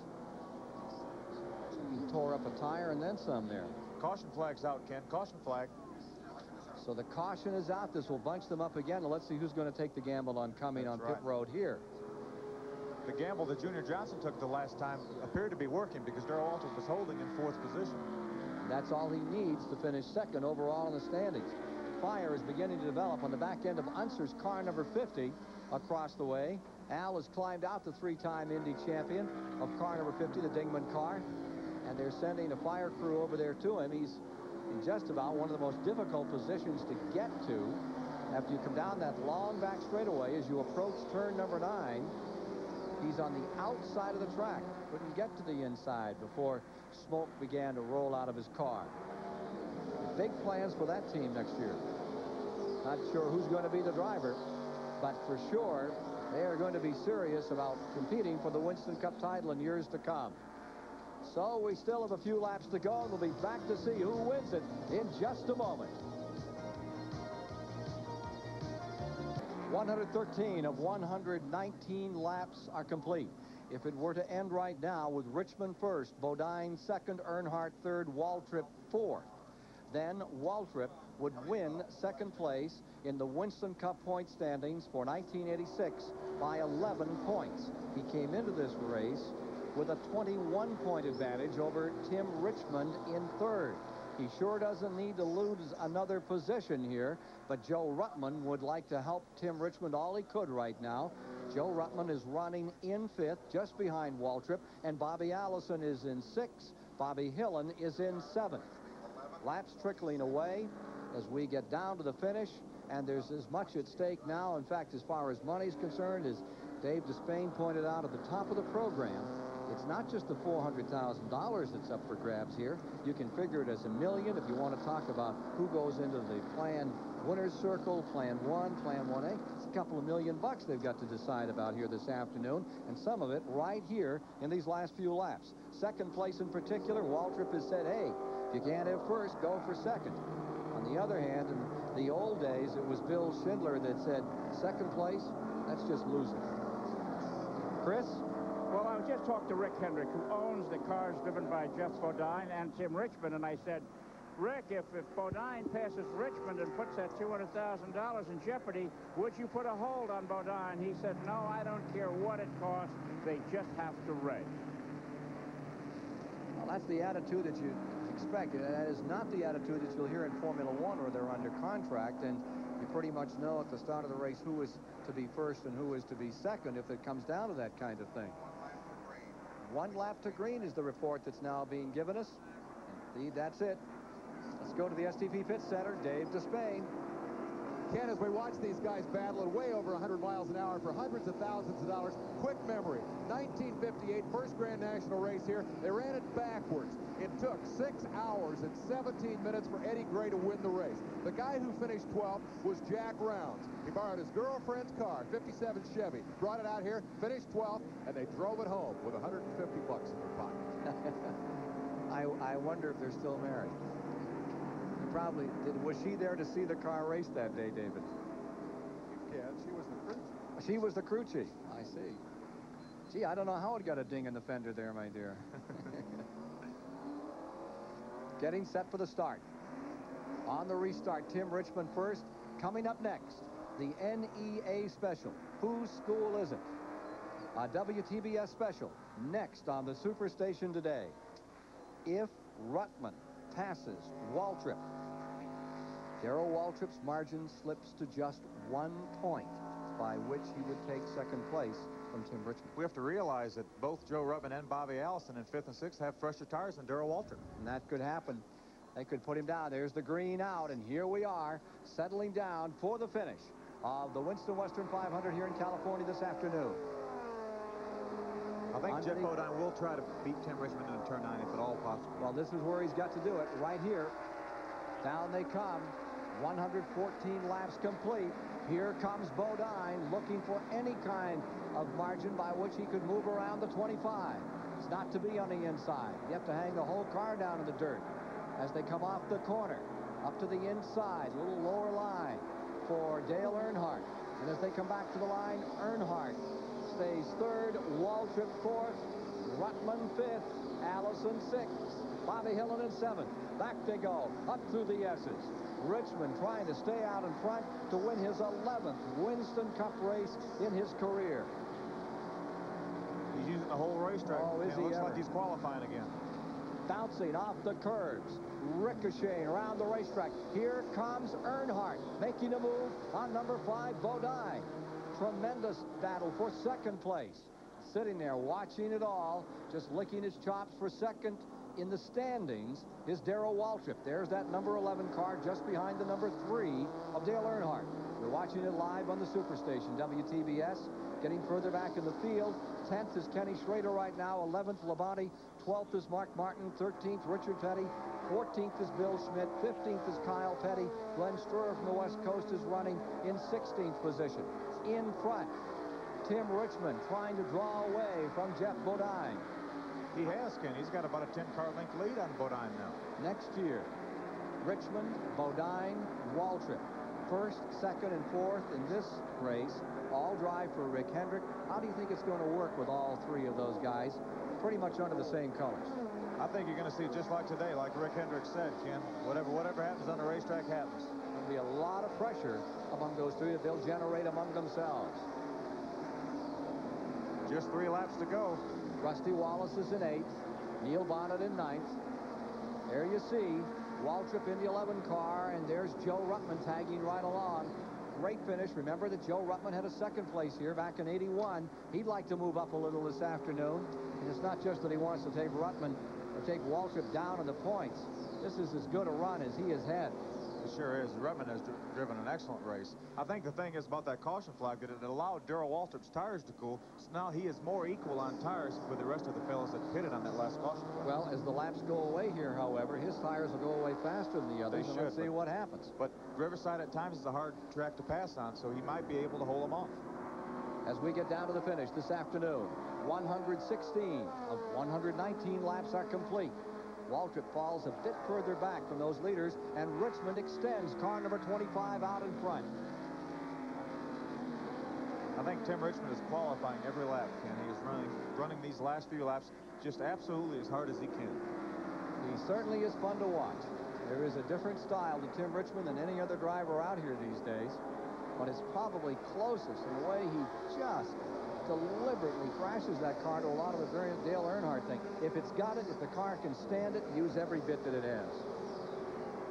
Here comes Richmond up through the S's. That's been his piece of cake all weekend. He really knows how to straighten out those corners. And here comes Earnhardt. This is where he's gobbling up Bodine. Look at him close in right here. They get out on that long backstretch. Earnhardt doesn't have the dig down the backstretch to make a move on Bodine. But boy, is he eating him up right through here. A couple of laps ago, we saw him get in there and they made contact. Here he's inside again. They come down to turn 8. This is the last tight corner. And then you'll see that long charge down the backstretch. The pattern the last couple of laps has been that Bodine is able to pull away there. And as you mentioned, Phil, it's a tough racetrack to pass on. Earnhardt's only got a couple of laps left if he's going to get Bodine. Looks like this is where Bodine has the strength, right here. I think you're right, Dave. Earnhardt's within a car length, but he cannot do anything with Bodine on the backstretch. Let's see what he'll do in turn number 9 this time. Earnhardt has been getting in very strong each lap. And as these laps come down to the very last moments of the 1986 season, Tim Richmond, who turned it all around midway through and just kept on winning races, seems to be on his way to victory here, the 7th of the season. 1 lap to go. When they come by this time, Harold Kinder drops the white. Whoa! Wild, loose for a moment is number 5, and here comes Earnhardt. Dale Earnhardt running Bodine wheel to wheel. Now who's going to give? It is Earnhardt taking that 2nd position away from Jeff Bodine. Magnificent move off turn number 9 as they continue to thrash him around. Earnhardt got up beside him off of turn 9 and held him even through turn 1 and just beat him down into turn 2. And look at him pull away. Just flying away now from Jeff Bodine. The only place he seems shy on power was in that long back straightaway. There he was hurting. Everywhere else he has it covered. It'll be interesting to see what Bodine does as they come down for the finish. He's got Darrell Waltrip to worry about now. Darrell Waltrip is riding his back bumper. I almost wonder if something's gone away on car number 5. Here it is. The last time down the straightaway. Richmond in front. There is that Bodine car, followed by Waltrip in the 4th position. Waltrip looks like he's on his way into that 2nd place in the standings. The last time into turn number 9. Tim Richmond there. Dale Earnhardt 2nd. Jeff Bodine in 3rd. Darrell Waltrip in 4th. But Tim Richmond riding just an incredible finish to this 1986 season. He's coming on to win it. It won't be enough to give him 2nd place in the standings, but it certainly will help his pocketbook. To the line. Across for the checkers. Tim Richmond victorious. In 2nd, Dale Earnhardt. 3rd is Jeff Bodine. 4th, Darrell Waltrip. And 5th, Joe Ruttman this afternoon. The 6th position to Bobby Allison. And finishing in 7th, Bobby Hillin. That should be enough, and there may be a change in that. Bobby Hillin may go up to 6th position. Bobby Hillin passed his teammate Bobby Allison going in turn 9 on the last lap. And there's Tim Richmond, your winner. We'll get an opportunity to meet with him in just a moment in victory lane after this thundering victory for the Hendrick Racing Stable. Hill enough to congratulate the champion. You'll meet him soon. The 1986 Winston Cup Stock Car Championship season is over. Its most successful driver is Tim Richmond, and he closed this year with a bang. In terms of race victories, this is the guy who won more races this year than anybody else. His 7th win of the year, and as a record crowd files out, here is the man they are saluting. And Richmond did it in magnificent fashion here this afternoon as he came to this racetrack, turned that spectacular qualifying lap, shattered the all-time lap record at this historic 30-year-old facility, charged to the front of the field, fell to the back with a broken suspension, came back and won the race. And right behind him, the man who is champion, Dale Earnhardt.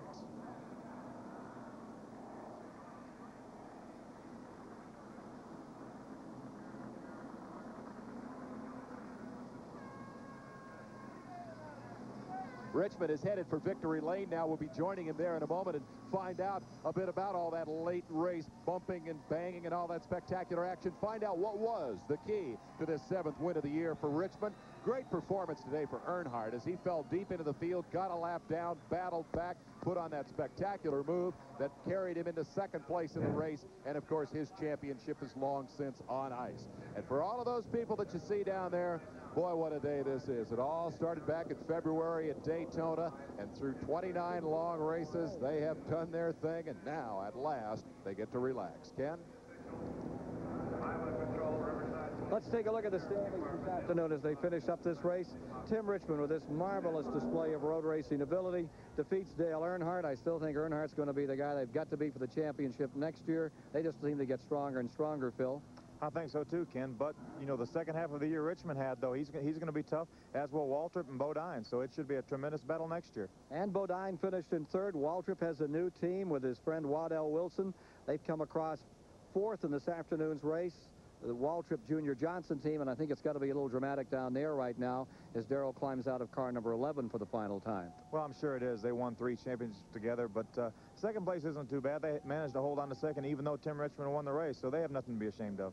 Joe Ruttman had a great day for Kenny Bernstein. He brings his car home in 5th place. And Bobby Hill, in that last lap move on Allison, gave him 6th position. Bobby relegated to 7th. Rusty Wallace in 8th. Neil Bonnet in 9th. And Terry Labonte finishes up the afternoon in 10th. It looked like Al Unser was in there for 10th for sure, but that was not to be, as they had trouble with that car. You saw it smoking here just across from the start-finish line.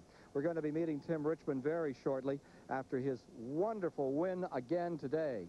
There were 14 lead changes this afternoon. 8 drivers were involved, 7 cautions for a total of 18 laps. Let's go down to Chris Economaki right now. Well, Tim Richmond is just out of the car getting the cheers from the crowd. Win number 7. They've got a sign for him here. He's a happy soul. Hey, Tim, congratulations. What a way to wind up the season. What is all this on the side of the car, these marks here and everything? Who did all that? I don't know. I just noticed it as I came out. Benny Parsons and I messed up. It was my fault, and Benny and I, as I was coming out of the pits, got together. I think that might be where it came from, but I want to say hi to my sister Sandy back in Ashland, Ohio, and my dad Al, and everybody back there. I wish you would have been here. Oh, it was a great, great race. You know, you fell way back. What was the trouble with the car during that blue period of the race for you? Well, actually, we're just catching up, not wanting to ruin it. You know, we didn't want to wear the poor thing out. We just wanted to be able to have a car at the end to be able to race, and plus I was getting a little blister on my hand. You got some blisters there. Okay, now they tell me you're going to change your lifestyle. What are you going to do now that the season is over? Well, right now we're moving out to Hollywood or somewhere out here in L.A. and take some acting classes and do a little public relations work and kind of rest up out in L.A. now.